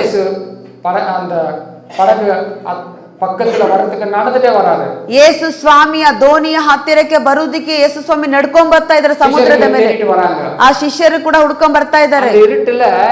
அவங்க கண்ணுக்கு ஏசா நினைக்கல, பேயா நினைச்சிட்டாங்க. ಆ ಕತ್ತಲೆನಲ್ಲಿ ಯೇಸು ಸ್ವಾಮಿಯನ್ನು ದೇವರಾಗಿ ನೋಡಲಿಲ್ಲ, ದೆವ್ವವಾಗಿ ನೋಡಿದ್ರು. பயத்துல எல்லாமே பேயா தான் தெரியும். ಭಯದಲ್ಲಿ ನೋಡುವಾಗ ಎಲ್ಲರೂ ದೆವ್ವವಾಗಿ ಕಾಣ್ತಾ ಇರ್ತದೆ. சில பயத்துல ಕೈರ பார்த்தா கூட பாம்பா தெரியும். ಕೆಲವರು ಭಯದಲ್ಲಿ ನೋಡುವಾಗ ಹಗ್ಗ ಕೂಡ ಹಾವು ತರ ಕಾಣಿಸುತ್ತದೆ. ஒரு முறை நீங்க பாம்பை பாத்துருங்க. ಒಂದು ಬಾರಿ ನೀವು ಹಾವನ್ನು ನೋಡಿ, போற வழியில ஏதோ ஒரு பாம்பை பாத்துருங்க. ಹೋಗುವಾಗ ನಿಮ್ಮ ದಾರಿಯಲ್ಲಿ ಏನಾದ್ರೂ ಒಂದು ಹಾವನ್ನು ನೋಡ್ಬಿಟ್ರೆ, வீட்டுக்குள்ள போனவனே ஏதೋ ஒரு கயிறு இருந்துச்சுன்னா, ಮನೆ ಒಳಗಡೆ ಹೋಗುವಾಗ ಏನಾದ್ರೂ ನಿಮ್ಮ ಮುಂದೆ ಒಂದು ಹಗ್ಗ ಇದ್ರೆ ಆ ಕೈರು ಕೂಡ உங்களுக்கு பாம்பா தான் தெரியும். ಆ ಹಗ್ಗ ಕೂಡ ನಿಮಗೆ ಹಾವಾಗೆ ಕಾಣಿಸುತ್ತದೆ. ஹalleluya, ஹalleluya, ஹalleluya, ஹalleluya. எனக்கு அப்படி எல்லாம் நடந்திருக்கு. ಈ ಪಾಸ್ಟರ್ ಆ ರೀತಿ ಎಲ್ಲ ನಡೆದಿದೆ. எது பார்த்தாலும் பாம்பாவே தெரியும். ಯಾವ್ದು ನೋಡಿದ್ರು ಹಾವಾಗೆ ಕಾಣ್ತಾ ಇರ್ತದೆ. ஹalleluya, ஹalleluya. ஒரு நாள் பேட்டையில ஒரு சைடுல உட்கார்ந்து மெட்டில் மேல அப்படியே பாம்பு அந்த கம்பியை சுத்தி சுத்தி ஏறி வருது உள்ள. ಒಂದು ಸತಿ ಫ್ಯಾಕ್ಟರಿನಲ್ಲಿ ಕುತ್ಕೊಂಡಿರುವಾಗ ಆ ಮೆಟ್ಲ ಮೇಲೆ ಹಾವು ಹಂಗೆ ಸುತ್ಕೊಂಡು ಮೇಲೆ ಬರ್ತಾ ಇದೆ. பார்த்தவனே ஜோர பாம்பன் கத்தி தட்டினவனே கீழே ಗುಚ್ಚಿச்சு. ಅದು ನೋಡಿ ಜೋರ ಶಬ್ದ ಮಾಡಿ ಹಾವು ಅಂತ ಹಿಂಗ ಅದನ್ನ ಮುಟ್ಟುವ ಗೇಟ್ ಅನ್ನು ತಟ್ಟುವಾಗ ಹಾವು ಹಂಗೆ ಕೆಳಗಡೆ ಬಿತ್ತು. அதுக்கப்புறம் பேட்ல எதை பார்த்தாலும் பாம்பு மாதிரியே தெரியுது. ಆಮೇಲೆ ಆ ಫ್ಯಾಕ್ಟರಿಯಲ್ಲಿ ಏನೇ ನೋಡಿದ್ರು ಹಾವು ತರನೇ ಕಾಣ್ತಾ ಇತ್ತು. ವೆಲ್ಡಿಂಗ್ ಮಿಷನ್ ಓಡಿರ್ತಕ್ಕನಾಗ ವೈರ್ ಪಾಂಬಾ தெரியுது. ಆ ವೆಲ್ಡಿಂಗ್ ಮಿಷನ್ ತಗೊಂಡ್ಬರ್ಬೇಕಾದ್ರೆ ವೈರ್ ನೋಡ್ಬೇಕಾದ್ರೆ ಹಾವು ತರನೇ ಕಾಣ್ತಾ ಇತ್ತು. Hallelujah, hallelujah. ಯೇಸು ಕೂಡ ಅವನ ಕಣ್ಣಿಗೆ எப்படி தெரியுது? ಯೇಸು ಸ್ವಾಮಿ ಕೂಡ ಶಿಷ್ಯರ ಕಣ್ಣಿಗೆ ಹೇಗೆ ಕಾಣ್ತಾ ಇದೆ? ಪಿಶಾಚು, ದೆವ್ವಗಳ ಹಾಗೆ. ಅವರೆಲ್ಲರೂ ಭಯ ಪಡುತ್ತಿದ್ದಾರೆ. ಆ ರೀತಿ ಯೇಸು ಸ್ವಾಮಿ ಹೇಳಿದ್ರೆ ಭಯ ಪಡಬೇಡ. ಅವ್ರು ಹೇಳ್ತಾ ಇದ್ದಾರೆ ನಾನೇ ಭಯ ಪಡಬೇಡಿ ಅಂತ ಹೇಳುತ್ತಿದ್ದಾರೆ. அதுக்கு உடனே பேத்து சொன்ன நீரே ஆனா. ಆದ್ರೆ ಪೇತ್ರರು ತಕ್ಷಣ ಹೇಳುತ್ತಿದ್ದಾರೆ, ದೇವರೇ ನೀವೇ ಆದರೆ ನಾನು ತಣ್ಣೀರಲ್ಲಿ நடந்துட்டு வரேன், ನಾನು ಸಹ ಈ ಸಮುದ್ರದ ಮೇಲೆ ನೀರಿನ ಮೇಲೆ ನಡ್ಕೊಂಡ್ ಬರ್ತೀನಿ. ஆசை படுறது தப்பு கிடையாது, ಆಸೆ ಪಡುವುದು ತಪ್ಪಿಲ್ಲ, நீங்க ஆசைப்படுங்க. ನೀವು ಆಸೆ ಪಡಿರಿ. ஆனா சம்பந்தம் இல்லாத ஆசை எல்லாம் படாதீங்க. ಸಂಬಂಧ ಇಲ್ಲದೆ ಇರುವ ಆಸೆ ಎಲ್ಲ ನಾವು ಪಡಬಾರ್ದು. ஆண்டவரே நான் அற்புதம் செய்யணும், ದೇವರೇ ನಾನು ಅದ್ಭುತ ಮಾಡ್ಬೇಕು, செய்யணும், ನಾನು ಸೇವೆ ಮಾಡ್ಬೇಕು. ஜெபிக்கும் போது அவங்களுக்கு வியாதி குணமாகணும். ನಾನು ಒಬ್ಬರಿಗೆ ಪ್ರಾರ್ಥನೆ ಮಾಡುವಾಗ ಮನುಷ್ಯನಿಗೆ ವ್ಯಾಧಿ ಬಿಟ್ಟು ಹೋಗಿ ಗುಣವಾಗಬೇಕು. சொல்லுங்க, ಆ ರೀತಿ ನೀವು ಹೇಳಿರಿ. சுவிசேஷம் அறிவிக்கும் போது அவங்களுக்குள்ள போய் கிரியை செய்யணும். ನಾನು ಸ್ವಾರ್ಥವನ್ನು ಸಾರುವಾಗ ಆ ವಾಕ್ಯಗಳು ಹೋಗಿ ಆತನ ಒಳಗಡೆ ಅದು ಕ್ರಿಯೆ ಮಾಡಿ ಬಿಡುಗಡೆ ಮಾಡಬೇಕು. விருப்பத்தை ಕೇಳುங்க. ಆಮೇಲೆ ದೇವರ ಇಷ್ಟಾರ್ಥವನ್ನು ನೀವು ಕೇಳಿರಿ. ஒரு நாள் மறக்க மாட்டார். ದೇವರು ಎಂದಿಗೂ ಆತನ ತಿರಸ್ಕಾರ ಮಾಡುವುದಿಲ್ಲ. கேட்டாரு, ಪೇತ್ರನು ಕೇಳಿದ್ರು, ನಾನು நடந்துட்டு வரேன். ದೇವರೇ ನೀವೇ ಆದರೆ ನಾನು ಕೂಡ ನೀರಿನ ಮೇಲೆ ಸಮುದ್ರ ಮೇಲೆ ನಡ್ಕೊಂಡ್ ಬರ್ತೀನಿ. ಆತನು ಹೇಳಿದಂತ ಒಂದೇ ಮಾತು, ಬಾ ಅಂದನು. ಕೇಟ್ಟು நடந்த. ಅದನ್ನು ಕೇಳಿ ಪೇತ್ರನು ನೀರಿನ ಮೇಲೆ ನಡೆದು ಬಂದನು. ಇದು ಎಷ್ಟು ಜನ ಒಪ್ಪಿಕೊಳ್ಳುತ್ತೀರಿ? ಪೇತ್ರ ನಡೆದ್ರ ನಡೆದಿಲ್ವಾ? ನೋಡಿ, ಒಂದು ಅಕ್ಷರದಲ್ಲಿ ಕೂಡ, ಒಂದು ಮಾತಿನಿಂದಲೂ ಕೂಡ ಅದ್ಭುತಗಳು ಉಂಟು. ಆಮೇನ್ ಬೈಬಲ್ ಅಲ್ಲಿ ಇರುವ ಒಂದೊಂದು ಅಕ್ಷರಗಳಿಗೆ ಕೂಡ ಅದ್ಭುತಗಳು ಕಡ್ಡಾಯವಾಗಿ ಉಂಟು. ಆಮೇನ್ ಆಮೇನ್. ನೀವು ಒಪ್ಪಿಕೊಂಡರೆ ಮಾತ್ರವೇ. ನಾನು ಈ ರಹಸ್ಯವನ್ನು ಹೇಳುವಾಗ ನಿಮ್ಮ ಒಳಗಡೆ ಒಂದು ದೊಡ್ಡ ಬದಲಾವಣೆ ಬರುತ್ತದೆ. ಹಲ್ಲೆಲೂಯಾ. 2 ಕೊರಿಂಥದವರಿಗೆ 8ನೇ ಅಧ್ಯಾಯ 9ನೇ ವಚನ. நம்முடைய கர்த்தராகிய இயேசு கிறிஸ்துவின் கிருபையை அறிந்திருக்கிறீர்களே, அவர் ஐஸ்வர்யம் உள்ளவராய் இருந்தும் நீங்கள் அவருடைய தரித்திரத்தினாலே ஐஸ்வர்யம் ஆகும்படிக்கு உங்கள் நிமித்தம் தரித்திரரானாரே. ஆமென். நம்ம ஐஸ்வர்யவனாய் மாறுறதுக்காக ನಾವು ಐಶ್ವರ್ಯವಂತರಾಗಿ ಮಾರ್ಪಡುವುದಕ್ಕೋಸ್ಕರ ಆತನ ಬಡವನಾದನು. ಅರ್ಥ ಆಗ್ತಾ ಇದೆಯಾ? ಅರ್ಥ ಆಗ್ತಾ ಇದೆಯಾ? ಹಾಗಾದ್ರೆ ಈ ವಾಕ್ಯವನ್ನು ನಾವು ಹೇಳಿ ಹೇಳಿ ಹೇಳಿ ಪ್ರಾರ್ಥನೆ ಮಾಡ್ತಾ ಇದ್ವಿ. ಆ ವಚನವನ್ನು ನಾನು ಅರಿಕೆ ಮಾಡುತ್ತಾ ಇರ್ತಾ ಇದ್ದೆ. ಆ ವಾಕ್ಯವನ್ನು ಹೇಳುವಾಗಲೇ ಜೀವನವುಳ್ಳ ವಾರ್ತೆ ಎಲ್ಲ, ಈ ಜೀವವುಳ್ಳ ವಾಕ್ಯ ಎಲ್ಲವೂ என்னுடைய ஆவியில மிக்ஸ் ஆகி கலந்து ನನ್ನ ಆತ್ಮದಲ್ಲಿ ಅದು ಬೆರೆತು ಅದು ಅದ್ಭುತವಾಗಿ வெளிப்படும். ಅದು ಅದ್ಭುತವಾಗಿ ಹೊರಗಡೆ ತೋರಿ ಬರುತ್ತದೆ.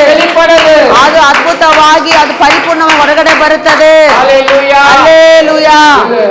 ಇಮ್ಮಾನುವೇಲ್ ತಿರುಮಣಕ್ಕೆ நிறைய தேவை இருந்துச்சு. ಇಮ್ಮಾನುವೇಲ್ ಮದುವೆಗೆ ತುಂಬಾ ಹಣದ ಅಗತ್ಯವಿತ್ತು. ಅವனுக்கு ஜெபிக்கும் போது மட்டும் அந்த 2 வசனம் சொல்லி படிச்சு தான் ஜெபம் பண்ணுவேன். ಆತನ ಮದುವೆಗೆ ನಾವು ಪ್ರಾರ್ಥನೆ ಮಾಡುವಾಗ 2 ವಾಕ್ಯವನ್ನು ಮಾತ್ರ ಹೇಳಿ ಹೇಳಿ ಪ್ರಾರ್ಥನೆ ಮಾಡ್ತಾ ಇದ್ವಿ. யோவான் 2ஆம் அதிகாரத்துல, ಯೋವಾನ್ 2ನೇ ಅಧ್ಯಾಯದಲ್ಲಿ, அப்புறமா லூக்கா 5ஆம் அதிகாரம் 19வது வசனம், ಲೂಕ 5:9ನೇ ವಚನವನ್ನು அவர்கள் பிரமித்து போனார்கள். மீடியா எடுத்து பிரமித்து போனார்கள். ಅವರು ವಿಸ್ಮಯಪಟ್ಟು 2ರಷ್ಟ ರಾಶಿ ರಾಶಿಯಾಗಿ ಮೀನನ್ನು ತೆಗೆದರು. ಖಾಲಿ ಪಡಗು ಖಾಲಿಯಾದ ಬರಿದಾದ ದೋಣಿಯನ್ನು ಯೇಸು ಸ್ವಾಮಿಗೆ ಕೊಟ್ಟಾಗ, ஆனா அதுல நிரம்பி இன்னொரு போட்டுக்கு உதவி பண்ற அளவுக்கு ஆசீர்வதிச்சாரு. ಆದರೆ ದೇವರು ತನಗಿರುವ ದೋಣಿಯನ್ನು ತುಂಬಿ ಮತ್ತೊಂದು ದೋಣಿಯನ್ನು ತುಂಬಿಸುವಷ್ಟು ರಾಶಿ ರಾಶಿಯಾಗಿ ಮೀನನ್ನು ಕೊಟ್ಟು ದೇವರು ಆಶೀರ್ವದಿಸಿದರು. பார்த்து சீமோன் பேதுரு எல்லாம் பிரமித்து போனார். ಆಗ ಪೇತ್ರ ಸೀಮೋನ್ ಇದನ್ನೆಲ್ಲ ಕಂಡು ವಿಸ್ಮಯಪಟ್ಟು ತುಂಬಾ ಬೆರಗಾದರವರು. அப்ப இந்த 2 வார்த்தையை வெச்சு நான் ஜெபம் பண்ணேன். ಆಗ ನಾನು ಈ 2 ವಾಕ್ಯವನ್ನು ಈ ಕಾರ್ಯವನ್ನು ಇಟ್ಟು ಪ್ರಾರ್ಥನೆ ಮಾಡ್ತಾ ಇದ್ದೆ. ஜெபிக்கும்போது என்னுடைய ஆவியில கலந்து அது பொருளாய் வெளிப்பட்டுச்சு. ನಾನು ಆ ರೀತಿ ಪ್ರಾರ್ಥನೆ ಮಾಡುವಾಗ ನನ್ನ ಆತ್ಮದಲ್ಲಿ ಅದು ಬೆರೆತು ನನಗೆ ಅದು ಒಂದು ವಸ್ತುವಾಗಿ ಹಣವಾಗಿ ಹೊರಗಡೆ ತೋರಿ ಬಂತು. ಅದರ ವಚನத்தை நீங்க பேசுங்க. ಆದುದರಿಂದ ನಿಮ್ಮ ಮೇಲೆ ವಚನಗಳನ್ನು ನಿಮ್ಮ ಕುಟುಂಬದಲ್ಲಿ ಮಾತನಾಡಿರಿ. ವಚನ ಎಲ್ಲ ಸುಮ್ಮನೆ ಅಲ್ಲ. ಬೈಬಲ್ தான் நம்ம உயர்த்தும். ಬೈಬಲ್ ಸತ್ಯವೇದವೇ ನಮ್ಮನ್ನು ಉನ್ನತ ಸ್ಥಿತಿಗೆ ತರುತ್ತದೆ. ಬೈಬಲ್ ವಚನத்தை தவிர எல்லாத்தையும் செய்றோம். ನಾವು ಬೈಬಲ್ ವಚನ ಹೇಳಿರೋದನ್ನು ಬಿಟ್ಟು ಬೇರೆ ಎಲ್ಲಾ ಕಾರ್ಯವನ್ನು ಮಾಡುತ್ತಿರ್ತೀವಿ. ஹalleluya, ஹalleluya. அதனால பைபிள் வசனத்தை நீங்க படிச்சு நீங்க செய்யுங்க. ಆದುದರಿಂದ ಸತ್ಯ ವೇದವನ್ನು ಓದಿ ಅದರಲ್ಲಿರುವ ವಾಕ್ಯವನ್ನು ನಿಮಗೆ ಮಾತನಾಡುವ ವಾಕ್ಯವನ್ನು ಪುನಃ ಪುನಃ ಅದನ್ನು ಹೇಳಿ ಅರಿಕೆ ಮಾಡ್ತಾನೆ ಇರಿ. ಗುಣಾದಿಶಯ ಮುಳುಕುಲ ವರ ವರ ವರ ಸ್ವಭಾವ ಮಾರಿಡು. ಆ ವಚನದ ಗುಣಾದಿಶಯಗಳು ಸ್ವಭಾವಗಳು ಗುಣಗಳು ನಿಮ್ಮ ಒಳಗಡೆ ಬರುತ್ತಿರುವಾಗ ನಿಮ್ಮಲ್ಲಿ ನಿಮಗೆ ಒಂದು ದೊಡ್ಡ ನಿಮ್ಮ ಗುಣದಲ್ಲಿ ಬದಲಾವಣೆಗಳು ಬರುತ್ತದೆ. ನೀವು ನೂತನ ಸೃಷ್ಟಿಯಾಗಿರುವಿರಿ. ನೀವು ಕ್ರೈಸ್ತನಲ್ಲಿ ನೀವು ನೂತನ ಸೃಷ್ಟಿಯಾಗಿರುವಿರಿ. Hallelujah hallelujah hallelujah. ಅರ್ಥ ಇನ್ನೊಂದು ಲೂಕ 10 ಲೂಕ 10ನೇ ಅಧ್ಯಾಯವನ್ನು ತೆಗೆದುಕೊಳ್ಳೋಣ. 10:30 ಲೂಕ 10ನೇ ಅಧ್ಯಾಯ 30ನೇ ವಚನ. ಯೇಸು ಅವನಿಗೆ ಪ್ರತ್ಯುತ್ತರವಾಗಿ ಹೇಳಿದ್ದೇನೆಂದರೆ, ಒಬ್ಬನೊಬ್ಬ ಮನುಷ್ಯನು ಯೆರೂಸಲೇಮಿನಿಂದ ಘಟ್ಟ ಇಳಿದು ಯೆರಿಕೋವಿಗೆ ಹೋಗುತ್ತಿರುವಾಗ ಕಳ್ಳರ ಕೈಗೆ ಸಿಕ್ಕಿದನು. ಅವರು ಅವನನ್ನು ಸುಲಿಗೆ ಮಾಡಿಕೊಂಡು ಗಾಯವಾಗುವಷ್ಟು ಹೊಡೆದು ಅವನನ್ನು ಅರೆಜೀವ ಮಾಡಿ ಬಿಟ್ಟು ಹೋದರು. ಆಮೆನ್. Hallelujah hallelujah. ಕಲ್ಲರ ಕೈಯಲ್ಲಿ ಅಗಪಟ್ಟುಕೊಂಡ. ಆತನ ಕಲ್ಲರ ಕೈಗೆ ಸಿಕ್ಕಿಕೊಂಡು ಆತನನ್ನು ಏನು ಮಾಡಿದರು? ಆತನ ಕೈಯಲ್ಲಿದ್ದ ಎಲ್ಲ ಹಣವನ್ನು ತೆಗೆದುಕೊಂಡು ಆತನ ವಸ್ತ್ರವನ್ನು ಸಹ ತೆಗೆದುಕೊಂಡು ಚೆನ್ನಾಗಿ ಆತನು ಒಡೆದು ಅದನ್ನು ಸ್ವಲ್ಪ ಜೀವ ಇರುವ ಹಾಗೆ ಚೆನ್ನಾಗಿ ಒಡೆದು ಅರ್ಧ ಜೀವವಾಗಿ ಆತನನ್ನು ಬಿಟ್ಟು ಹೋದರು. ಯಾರು? ಕಲ್ಲನು. ಈ ಕಲ್ಲರ ಯಾವುದನ್ನು ಸೂಚಿಸುತ್ತದೆ? ಇದು ಸೈತಾನನಿಗೆ ಗುರುತಾಗಿದೆ. ಆದ್ರೆ ಕೊಲ್ಲುವುದು ಸೈತಾನನ ಕೆಲಸವಾಗಿದೆ. ನಾಶ ಮಾಡುವುದು ಸೈತಾನನ ಕೆಲಸವಾಗಿದೆ. ನಮ್ಮ ಬಳಿಯಲ್ಲಿರುವ ಐಶ್ವರ್ಯಗಳನ್ನು ತೆಗೆದುವುದು ಸೈತಾನ ಕಲ್ಲನ ಕೆಲಸವಾಗಿದೆ. ಆದ್ರೆ ಐಶ್ವರ್ಯವನ್ನು ಕೊಡುವುದು ನಮ್ಮ ಯೇಸು ಸ್ವಾಮಿಯ ಕೆಲಸವಾಗಿದೆ. ಬಿಟ್ಟು ಓಡಿ போனாருங்க. ನೋಡಿ, ಗಾಯ ಫಸ್ಟ್ ಒಡೆದು ಅವನನ್ನು ಅರಜೀವ ಮಾಡಿ ಬಿಟ್ಟು ಹೋದರು. ಅನೇಕರ ಮಾರ್ಗವಾಗಿ ಬಂದರು. ಲೇವಿಯರು ಬಂದರು. ಎಲ್ಲರ ಪಾತ್ರ ಬಿಟ್ಟು போயிட்டாங்க. ನೋಡಿ, ಯಾಜಕರು ಬಂದರು. ಎಲ್ಲರೂ ಬಂದರು. ಅವನನ್ನು ನೋಡಿ ಹಾಗೆ ಬಿಟ್ಟು ಹೋದರು. ಎಲ್ಲ ಬರುವವರು ಹೋಗುವವರು ಹಾಗೆ ನೋಡಿ ನೋಡಿ ಬಿಟ್ಟು ಹೋಗುವವರಾಗಿದ್ದಾರೆ. ಆದ್ರೆ ಯೇಸು ಸ್ವಾಮಿ ಬಂದನು. ಆತನಿಗೆ ದ್ರಾಕ್ಷ ರಸವನ್ನು ಗಾಯಪಟ್ಟಿ ಅಡಕಲೆಲ್ಲ ಪೋಟು ತಡವಿ ಆ ಗಾಯ ಹೊಂದಿದಂತ ಸ್ಥಳದಲ್ಲೆಲ್ಲ ಆತನಿಗೆ ಹಾಕಿ ತೂಕಿ ಸುಮಂದುಕೊಂಡು ಆತನ ವಾಹನದ ಮೇಲೆ ಹತ್ತಿಸಿಕೊಂಡು ಆತನನ್ನು ಒಂದು ಛತ್ರಕ್ಕೆ ಕರ್ಕೊಂಡು ಹೋಗಿ ಸೇರಿಸಿದರು.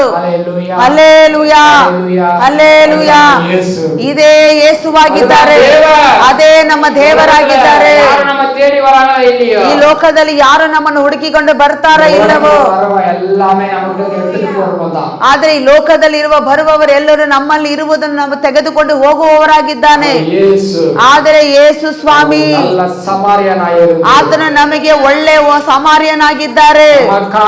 ನಮಗೋಸ್ಕರ ಆ ಕಲ್ವಾರಿ ಶಿಲುಬೆಯಲ್ಲಿ ಆತನ ಸಕಲವು ನಮಗೆ ಕೂಡಿಸಿಟ್ಟು ಹೋಗಿದ್ದಾರೆ. ಹಲ್ಲೆಲೂಯಾ. ಜ್ಞಾನೋಕ್ತಿ ಪುಸ್ತಕದಲ್ಲಿ 3ನೇ ಅಧ್ಯಾಯ ಅದರಲ್ಲಿ 10ನೇ ವಚನವನ್ನು ನಾವು ಓದುತ್ತೇವೆ. ಹೀಗೆ ಮಾಡಿದರೆ ನಿನ್ನ ಕಣಜಗಳು ಸಮೃದ್ಧಿಯಿಂದ ತುಂಬುವವು. ಆಮೆನ್. ತೊಟ್ಟಿಗಳಲ್ಲಿ ದ್ರಾಕ್ಷಿ ರಸವು ತುಂಬಿ ತುಳುಕುವುದು. ஆமென். வாசிக்கலாமா? அப்பொழுது வாசி. பூரணமாய் நிரம்பும். ஆலயங்களில் திராட்சை ரசம் புரண்டு ஓடும். அத சொல்லுவாங்க பாருங்க. பிசாசு வந்து திருடுறவன். ಸೈತಾನನು ಬಂದು ಕದಿಯುವವನು. ಯೇಸು ಯಾರು? ಯೇಸು ಸ್ವಾಮಿ ಯಾರು? ಆಶೀರ್ವದಿக்கிறವರು. ಆತನು ಆಶೀರ್ವದಿಸುವವರು. ಆತನು ಹೇಗೆ ನಮ್ಮನ್ನು ಆಶೀರ್ವದಿಸುತ್ತಾರೆಂದರೆ ನೀತಿಮೊಳಿಗಳಲ್ಲಿ ವಾಸಿತ ಜ್ಞಾನೋಕ್ತಿಗಳಲ್ಲಿ ಓದಿದ್ವಿ. களஞ்சத்தில் பூரண நிரம்பும். ಹೀಗೆ ಮಾಡಿದರೆ ನಿನ್ನ ಗಜನಗಳು ಸಮೃದ್ಧಿಯಿಂದ ತುಂಬುವವು. ನಿನ್ನ ತೊಟ್ಟಿಗಳಲ್ಲಿ ದ್ರಾಕ್ಷಾರಸವು ತುಂಬಿ ತುಳುಕುವುದು. ಅದೇ ದೇವರ ಆಶೀರ್ವಾದವಾಗಿದೆ. ಅದೇ ಜ್ಞಾನೋಕ್ತಿಗಳಲ್ಲಿ 10:22 ಕೂಡ ನಾವು ಓದಿ ನೋಡೋಣ. ಯೆಹೋವನ ಆಶೀರ್ವಾದವೇ ಆಶೀರ್ವಾದವನ್ನು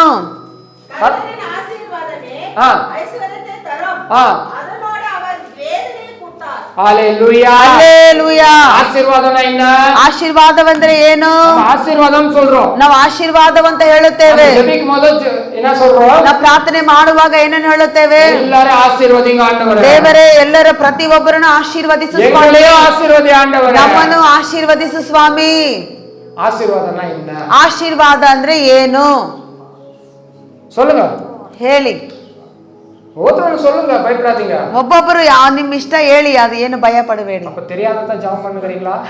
ஆசீர்வதி ஆண்டவரே ஆசீர்வதிங்க. ಗೊತ್ತಿಲ್ಲದೇನೆ ಪ್ರಾರ್ಥನೆ ಮಾಡ್ತಾ ಇದೀವ, ನಮ್ಮನ್ನು ಆಶೀರ್ವದಿಸು ದೇವರೇ, ಆಶೀರ್ವದಿಸು ದೇವರೇ ಎಂಬುದಾಗಿ. சரி, யாரெல்லாம் அப்படி ஜெபம் பண்ணிருக்கீங்க? ಸರಿ, ಯಾರೆಲ್ಲಾ ರೀತಿ ಪ್ರಾರ್ಥನೆ ಮಾಡಿದ್ದೀರಾ? எங்களை ஆசீர்வதி ஆண்டவரே. ನಮ್ಮನ್ನು ಆಶೀರ್ವದಿಸು ದೇವರೇ. இந்தியாவை ஆசீர்வதி ஆண்டவரே. இந்தியாவை, ಭಾರತ ದೇಶವನ್ನು ಆಶೀರ್ವದಿಸು ದೇವರೇ. குடும்பத்தை ஆசீர்வதி ஆண்டவரே. ನಮ್ಮ ಕುಟುಂಬವನ್ನು ಆಶೀರ್ವದಿಸು ದೇವರೇ. ಸಭೆಯನ್ನು ಆಶೀರ್ವದಿಸು ದೇವರೇ. சரி, யாரெல்லாம் ஜெபம் அப்படி ஜெபம் பண்ணிருக்கீங்க? ಸರಿ, ಯಾರೆಲ್ಲ ಆ ರೀತಿ ಪ್ರಾರ್ಥನೆ ಮಾಡಿದ್ದೀರಾ? வெட்கப்படாதீங்க, தைரியமா சொல்லுங்க. ಧೈರ್ಯವಾಗಿ ಹೇಳಿರಿ. ಎಲ್ಲ ಅರಕೈ ಪತ್ತ வாழ்க்கையில ஜெபம் இருக்கணும். ನಮ್ಮ ಜೀವನದಲ್ಲಿ ಪ್ರಾರ್ಥನೆ ಇರಬೇಕು. ஜெபம் தான் உங்களுக்கு ஜீவனே. ಪ್ರಾರ್ಥನೆನೇ ನಮಗೆ ಜೀವ. ஜெபிக்கிறீங்களா? ಪ್ರಾರ್ಥನೆ ಮಾಡ್ತಾ ಇದ್ದೀರಾ? ಆಮೆನ್. ಯಾ பொண்டாட்டி ஜெபிக்குது. ನನ್ನ ಹೆಂಡತಿ ಪ್ರಾರ್ಥನೆ ಮಾಡ್ತಾರೆ. பொண்டாட்டிಗೆ ಆಶೀರ್ವಾದ. ಹೆಂಡತಿ ಪ್ರಾರ್ಥನೆ ಮಾಡಿದ್ರೆ ಅವ್ರಿಗೆ ಆಶೀರ್ವಾದ. ಜೆಬಿಕ್கிறாரு. ಗಂಡ ಪ್ರಾರ್ಥನೆ ಮಾಡ್ತಾ ಇದ್ದಾರೆ. ಪುರುಷನಿಗೆ ಆಶೀರ್ವಾದ. ಗಂಡ ಪ್ರಾರ್ಥನೆ ಮಾಡಿದ್ರೆ ಗಂಡನಿಗೆ ಆಶೀರ್ವಾದ. ಪುಲ್ಲಿಗೆ ಜೆಬಿച്ച ಪುಲ್ಲಿಗೆ ಆಶೀರ್ವಾದ. ಮಕ್ಕಳು ಪ್ರಾರ್ಥನೆ ಮಾಡಿದ್ರೆ ಮಕ್ಕಳಿಗೆ ಆಶೀರ್ವಾದ. ಆಶೀರ್ವಾದ. ಅವರವರು ಪ್ರಾರ್ಥನೆ ಮಾಡುವ ಕಾರ್ಯಗಳು ಅವರಿಗೆ ಆಶೀರ್ವಾದವಾಗಿದೆ. ಆಶೀರ್ವಾದ ಆಂಡವರೇ ನಮ್ಮ ಜಪ ಮಾಡ್ರೋ. ಸರಿ, ನಾವು ಆಶೀರ್ವದಿಸು ದೇವರೇ ಎಂಬುದಾಗಿ ನಾವು ಪ್ರಾರ್ಥನೆ ಮಾಡುತ್ತೇವೆ. ಆಶೀರ್ವಾದ ಅಂದ್ರೆ ಏನು ಅಂತ ನೀವು ಹೇಳಿರಿ. ಭಾಷೆ ಹೇಳ್ಕೊಟ್ರೆ ತಿಳಿದುಕೊಳ್ಳುತ್ತೇವೆ, ಪ್ರಶ್ನೆ ಮಾಡಬೇಡಿ. ನಿಮಗೆ ಮಾತ್ರವಲ್ಲ,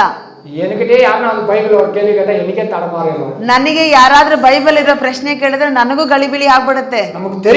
ನಮಗೆ ಗೊತ್ತು,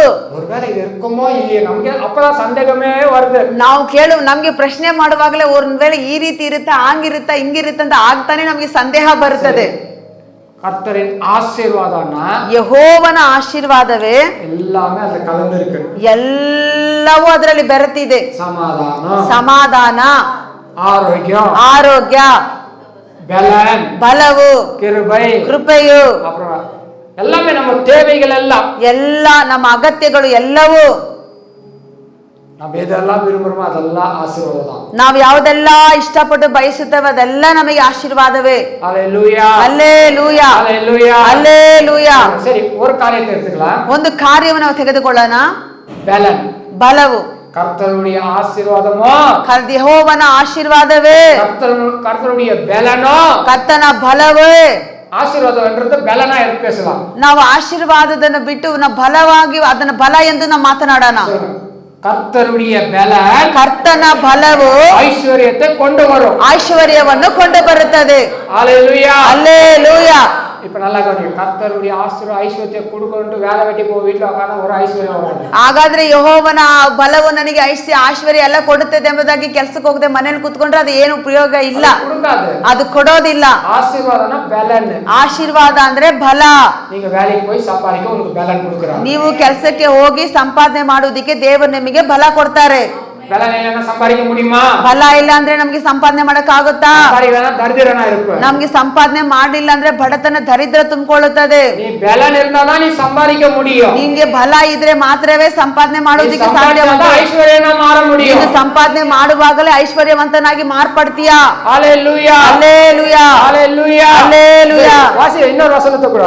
ಇನ್ನೊಂದು ವಚನವನ್ನು ನಾವು ಓದೋಣ. ಉಪಾಗಮ ಧರ್ಮೋಪದೇಶ ಕಾಂಡ 8வது ಅಧಿಕಾರ 8ನೇ ಅಧ್ಯಾಯ 17வது ವಚನ 17ನೇ ವಚನ. ಮನಸ್ಸಿನೊಳಗೆ ಈ ಭಾಗ್ಯವು ನಮ್ಮ ಸಾಮರ್ಥ್ಯ ಸಾಹಸಗಳಿಂದಲೇ ನಮಗುಂಟಾಯಿತು ಅಂದುಕೊಂಡಿರಿ. போதுமா? தமிழ் வாசிங்க அப்படியே. என் சாமர்த்தியமும் என் கைபலனோ இந்த ஐஸ்வர்யத்தை எனக்கு சம்பாதித்தது. பாருங்க, நம்ம என்ன சொல்லக்கூடாதா? ನಾವ್ ಏನ್ ಹೇಳಬಾರದು? ಕನ್ನಡ அப்படியே நல்லா அழகா வாசிங்க. ಮನಸ್ಸಿನೊಳಗೆ ಈ ಭಾಗ್ಯವು ನನ್ನ ಸಾಮರ್ಥ್ಯ ಸಹಸಗಳಿಂದಲೇ ನಮಗುಂಟಾಯಿತು ಅಂದುಕೊಂಡಿರಿ. பாருங்க, ಈ ಐಶ್ವರ್ಯ, ಈ ಐಶ್ವರ್ಯ, இந்த வீடு, ಈ ಮನೆ, இந்த சொத்து, ಈ ಒಂದು ಆಸ್ತಿ, இந்த பிள்ளைங்க, ಈ ಮಕ್ಕಳು, உண்டாகிற அனைத்தையுமே ನನಗೆ ಉಂಟಾಗಿರುವ ಪ್ರತಿಯೊಂದು என்னுடைய சாமர்த்தியம் ಓ ಇದು ನನ್ನ ಬಲದಿಂದ நீ சொல்லாத. ನಾವು ಹೇಳಬಾರದು. என்ன பண்ணக்கூடாதா? ನಾವು ಏನ್ ಮಾಡಬಾರದು? சொல்லக்கூடாது. ನಾವು ಆ ರೀತಿ ನುಡಿಯಬಾರದು.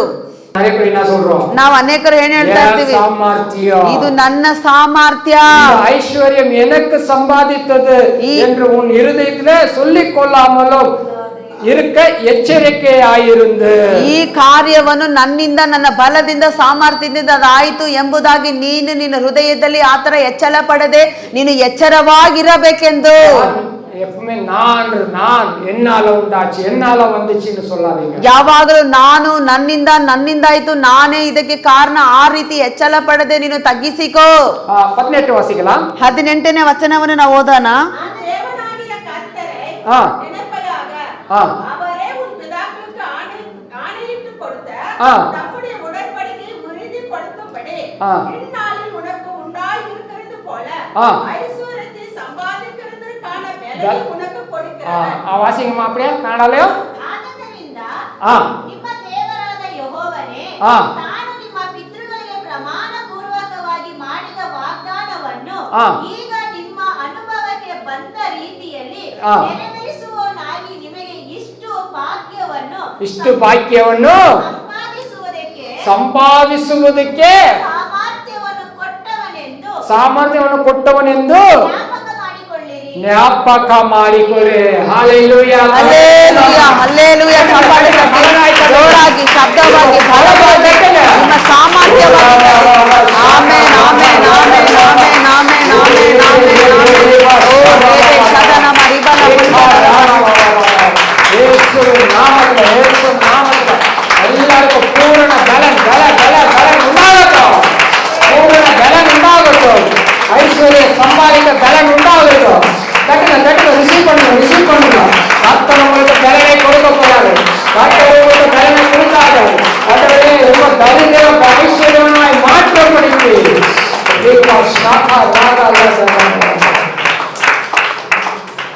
இந்த நாளில் ಈ ದಿನದಲ್ಲಿ ಉಂಟಾಗಿರುತ್ತದೆ போல ನಿನಗೆ ಉಂಟಾಗಿರುವ ಪ್ರತಿಯೊಂದನ್ನು ಸಂಪಾದಿக்கிறதற்கான ಐಶ್ವರ್ಯವನ್ನು ಸಂಪಾದಿಸುವುದಕ್ಕೆ உனக்கு பலன் கொடுக்கிறவர், ನಿನಗೆ ಸಾಮರ್ಥ್ಯವನ್ನು ಬಲವನ್ನು ಕೊಡುವಾತನು. கர்த்தருடைய பலன் ಯೆಹೋವನ ಬಲವು ಐಶ್ವರ್ಯத்தை கொண்டு ಅದು ಭಾಗ್ಯದಾಯಕವಾಗಿರುತ್ತದೆ. கர்த்தருடைய ಆಶೀರ್ವಾದ ಯೆಹೋವನ ಆಶೀರ್ವಾದವೇ ಐಶ್ವರ್ಯ கொண்டு வரும். ನಮಗೆ ಐಶ್ವರ್ಯವನ್ನು ಕೊಂಡು ಬರುತ್ತದೆ. ಆಶೀರ್ವಾದ ಅಂದ್ರೆ ಎತ್ತಲ பலன் அப்படின்னு சொல்லி நீங்க படிச்சு பாருங்க. ಆಶೀರ್ವಾದ ಎಂಬ ಒಂದು ವಾಕ್ಯದಲ್ಲಿ ನೀವು ಬಲ ಎಂಬುದಾಗಿ ಓದಿ ನೋಡಿರಿ. ಕರ್ತರುடைய பலன் ಯೆಹೋವನ ಬಲವು ಬಿಡುಗಡೆ ಕೊಂಡು ಬರೋ, ಅದು ಬಿಡುಗಡೆ ಕೊಂಡು ಬರುತ್ತದೆ. ಕರ್ತನ ಯೆಹೋವನ ಬಲವು ಅಭಿಷೇಕವನ್ನು ಕೊಂಡು ಬರುತ್ತದೆ. ಯೆಹೋವನ ಬಲವು ಸುಗಂಧ ಕೊಂಡು ಬರೋ, ನಮಗೆ ಆರೋಗ್ಯವನ್ನು ಕೊಂಡು ಬರುತ್ತದೆ. ಯೆಹೋವನ ಬಲವು ಸಮಾಧಾನ ಕೊಂಡು ಬರೋ, ನಮಗೆ ಸಮಾಧಾನವನ್ನು ಕೊಂಡು ಬರುತ್ತದೆ. ಯೆಹೋವನ ಬಲವು ಅಪ್ಪ ಕುಟುಂಬಕ್ಕೆ ನೇರಾಗಿ ನಮಗೆ ಬೆಳಕನ್ನು ಉಂಟು ಮಾಡುತ್ತದೆ. Hallelujah, hallelujah, hallelujah, hallelujah. ಲೂಕ 12ರಲ್ಲಿ ಯೇಸು ஒரு ஊமையை சொல்றாரு. ಯೇಸು ಒಂದು ಸಾಮ್ಯವನ್ನು ಹೇಳುತ್ತಿದ್ದಾರೆ. என்ன சொல்றாருன்னா, ಅಲ್ಲಿ ಏನು ಹೇಳುತ್ತಿದ್ದಾರೆ ಅಂದ್ರೆ, ஒரு ಐಶ್ವರ್ಯಂ ಉಳ್ಳ ஒரு ಮನುಷ್ಯನ್ இருந்தால், ಒಂದು ಐಶ್ವರ್ಯವುಳ್ಳ ಮನುಷ್ಯನಿದ್ದನು.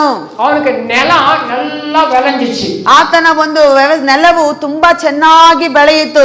ನೆಲ நல்லா விளைஞ்சா ಆತನ ಒಂದು ಭೂಮಿ ಚೆನ್ನಾಗಿ ಬೆಳೆದರೆ ಸಂತೋಷ ಅಲ್ಲಿ ಎಲ್ಲರಿಗೂ ಸಂತೋಷನೇ. ಹೌದು ತಾನೇ? நல்லா விளைஞ்சிருக்குதுன்னா ಆತನ ವ್ಯವಸಾಯ ತುಂಬಾ ಚೆನ್ನಾಗಿ ಬೆಳೆದಿದಂದರೆ ಸಂತೋಷ, ಅದು ತುಂಬಾ ಚೆನ್ನಾಗಿರುತ್ತದೆ. ಟ್ರೈನ್ ಹೋಗುம்போது, ಕೆಲವು ಬಾರಿ ನಾವು ಟ್ರೈನ್ ಅಲ್ಲಿ ಹೋಗುವಾಗ, ಬಸ್ ಅಲ್ಲಿ ಹೋಗುವಾಗ, ಗ್ರಾಮಕ್ಕೆ ಹೋಗುವುದು ಅಪ್ಪ ಪಚ್ಚ ಪಸಿಯಾ தெரியும். ಕೆಲವು ಹಳ್ಳಿ ಕಡೆ ಹೋಗುವಾಗ ತುಂಬಾ ಹಸಿರಾಗಿ ಸುಂದರವಾಗಿ ಕಾಣಿಸುತ್ತದೆ. ಅದು ಯಾರದೋ ಅದು. ಅದನ್ನು ನೋಡುವಾಗ ನಮಗೆ ಹೃದಯದಲ್ಲಿ ಒಂದು ರಮ್ಯವಾಗಿ ಸಂತೋಷವಾಗಿರುತ್ತದೆ. ನಾವು ಕೈಯನ್ನು ಚಾಚಿ ಪ್ರಾರ್ಥನೆ ಮಾಡ್ತೀವಿ, ಏಸಪ್ಪ ಈ ವ್ಯವಸಾಯ ಭೂಮಿಯನ್ನೆಲ್ಲ ನೀನು ಆಶೀರ್ವದಿಸು, ಈ ವ್ಯವಸಾಯ ಭೂಮಿಯನ್ನೆಲ್ಲ ನೀನು ಆಶೀರ್ವದಿಸು ಸ್ವಾಮಿ. ಯಾಕಂದ್ರೆ ವ್ಯವಸಾಯ ನಮಗೆ ತುಂಬಾ ಪ್ರಾಮುಖ್ಯವಾಗಿದೆ. ஹalleluya. ஹalleluya. அவருக்கு நிலம் நல்லாய் விளைஞ்சிருந்துச்சு. ನೋಡಿ ಆ ಮನುಷ್ಯನ ಒಂದು ಭೂಮಿ ಚೆನ್ನಾಗಿ ಬೆಳೆದಿತ್ತು. 17வது ವಚನத்துல 17ನೇ ವಚನದಲ್ಲಿ ஆனா அவன் என்ன செய்றான் பாருங்க. ಆದ್ರೆ ಆ ಮನುಷ್ಯನು ಚೆನ್ನಾಗಿ ಏನ್ ಮಾಡ್ತಾನೆ ನೋಡಿ, நான் என்ன செய்வேன், ನಾನು ಇದಕ್ಕೆ ಏನು ಮಾಡಲಿ, தானியத்தை சேர்த்து வைக்கிறதுக்கு ನನ್ನ ಧಾನ್ಯವನ್ನು ನಾನು ಕೂಡಿಸಿಡುವುದಕ್ಕೆ இடமில்லையே, ನನಗೆ ಸ್ಥಳ ಇಲ್ಲವಲ್ಲ. கவலைப்பட தொடங்குறான். ಆತನು ಆಲೋಚನೆ ಚಿಂತೆ ಮಾಡುವುದಕ್ಕೆ ಆಲೋಚನೆ ಮಾಡುತ್ತಿದ್ದಾನೆ. இருதயத்துல பேசுறான் பாருங்க. ನೋಡಿ ಆ ಮನುಷ್ಯನ ತನ್ನ ಹೃದಯದ ಒಳಗಡೆ ಮಾತನಾಡುತ್ತಾ ಇದ್ದಾನೆ. ಆತ್ಮಾವೇ, ಆತ್ಮಾವೇ, ಅನೇಕ ವರ್ಷங்களுக்கு ನಿನಗೆ ಅನೇಕ ವರ್ಷಗಳೇ பொருள்கள் சேர்த்து வைக்கப்பட்டிருக்கிறது, ಅನೇಕ ಧಾನ್ಯಗಳನ್ನು ನಾನು ತುಂಬಿಟ್ಟಿದ್ದೇನೆ. ಇಲೈಪಾರಿ, ನೀನು ವಿಶ್ರಾಂತಿ ತಗೊಂಡು ನೀನು ಅನೇಕ ವರ್ಷಗಳಿಗೆ ತಿಂದು ನೀನು ಕುಡಿದು ಪೂರಿಪಾಯಿರು, ನೀನು ವಿಶ್ರಮಿಸಿಕೋ ಎಂದು ತನ್ನ ಆತ್ಮದೊಂದಿಗೆ ನನ್ನ ಆತ್ಮದೊಂದಿಗೆ ನಾನು ಹೇಳುವೆನು ಎಂದು ಆತನು ತನ್ನ ಒಳಗಡೆ ಆಲೋಚನೆ ಮಾಡಿಕೊಂಡನು. ನೋಡಿ ಮಾತನಾಡುತ್ತಾನೆ ನೋಡಿ, ನನ್ನ ನನಗೆ ನನಗೆ ನಾನು ಕೂಡಿಸಿಡುತ್ತೇನೆ. ಅದಾದ ನಂತರ ನಾವು ಯಾವ ಕೆಲಸಗಳು ಮಾಡುವುದಿಲ್ಲ, ನಾನು ವಿಶ್ರಾಂತಿಯಾಗಿರುವೆನು, ನಾನು ಚೆನ್ನಾಗಿ ತಿಂದು ಕುಡಿದು ನಾನು ಸಂತೋಷವಾಗಿ ನಾನು ಉಲ್ಲಾಸವಾಗಿರುತ್ತೇನೆ. ನನ್ನ ಬಲದಿಂದ ನಾನು ನನಗೆ ಇದು ನನಗೆ ಸ್ವಂತ, ನನಗೆ ಮಾತ್ರವೇ ಇದು ನನ್ನದು ಎಂದಾಗಿ ಆತನು ತುಂಬಾ ಒಂದು ಪ್ಲಾನ್ ಮಾಡ್ತಾ ಇದ್ದಾನೆ. ಆದ್ರೆ ದೇವರ ವಾಕ್ಯ ಬಂದು ಆತನಿಗೆ ಎಚ್ಚರಿಕೆ ಕೊಡ್ತಾ ಇದೆ. ದೇವರು ಆತನನ್ನು ನೋಡಿ 20ನೇ ವಚನವನ್ನು ಓದೋಣ. ಅವனை நோக்கி மதிகேடனே உன் ஆத்துமா உன்னிடத்திலிருந்து இந்த ராத்திரியில எடுத்துக் கொள்ளப்படும். அப்பொழுது நீ சேர்த்து வச்சிருக்கிறது யாருதாகும்பா? அல்லேலூயா, அல்லேலூயா. ಆತ್ಮ ಎತ್ತುಕೊಳ್ಳಪಟ್ಟುಚಿನಾ, ಈ ರಾತ್ರಿ ನಿನ್ನ ಪ್ರಾಣವನ್ನು ನಿನ್ನ ಕಡೆಯಿಂದ ತೆಗೆಯಲ್ಪಟ್ಟರೆ சேர்த்து வச்சிருக்கிறதெಲ್ಲ விட்டுட்டு தான் போகணும். ನೀನು ಕೂಡಿಸಿಟ್ಟಿರುವ ಪ್ರತಿಯೊಂದನ್ನು ನಾವು ಬಿಟ್ಟು ಹೋಗಲೇಬೇಕು. ಆತನು ನನಗೆ ನಾನು ಎಂಬುದಾಗಿ ಹೇಳುತ್ತಿದ್ದಾನೆ. ಆದ್ರೆ ದೇವರು ಹೇಳುತ್ತಿದ್ದಾರೆ, ಅಯ್ಯೋ ಈ ರಾತ್ರಿ ನಿನ್ನ ಪ್ರಾಣವನ್ನು ನಿನ್ನ ಕಡೆಯಿಂದ ತೆಗೆದರೆ ಆಗ ನೀನು ಸಿದ್ಧ ಮಾಡಿ ಇಟ್ಟಿರುವುದೆಲ್ಲ ಯಾರಿಗೆ ಹೋಗಿ ಸೇರುತ್ತದೆ? ನಿನ್ನ ಒಂದು ನೆರೆಯವರಿಗೆ, ನಿನ್ನ ಒಂದು ಸಂಬಂಧಪಟ್ಟವರಿಗೆ ಹೋಗಿ ಸೇರುತ್ತದೆ. ಅದು ಯಾರಿಗೋ ಒಬ್ಬರಿಗೆ ಹೋಗಿ ಸೇರುತ್ತದೆ. ಅರ್ಥವಾಗ್ತಾ ಇದೆಯಾ? ಹಲ್ಲೆಲೂಯಾ. ದೇವರ ಬಲದಿಂದ ನಮಗೆ ಕೊಡುವುದು ಅದೇ ಆಶೀರ್ವಾದ, ಅದೇ ಐಶ್ವರ್ಯವನ್ನು ನಮಗೆ ಕೊಂಡು ಬರುತ್ತದೆ. ಅದರಲ್ಲಿ ವ್ಯಸನಗಳು ಇರುವುದೇ ಇಲ್ಲ. ಅದರಲ್ಲಿ ಯಾವ ರೀತಿಯಾದ ವ್ಯಸನಗಳು ನಮಗೆ ಇರುವುದಿಲ್ಲ. ನಮ್ಮ ಬಲದಿಂದ ನಾವು ಮಾಡುವುದು. ಯಾಕಪ್ಪ ನೀನು ಹೋದ್ವಾರ ಬರ್ಲಿಲ್ಲ? ನಾನು ಟ್ರಿಪ್ಪಿಗೆ ಹೋಗಿದ್ದಯ್ಯ.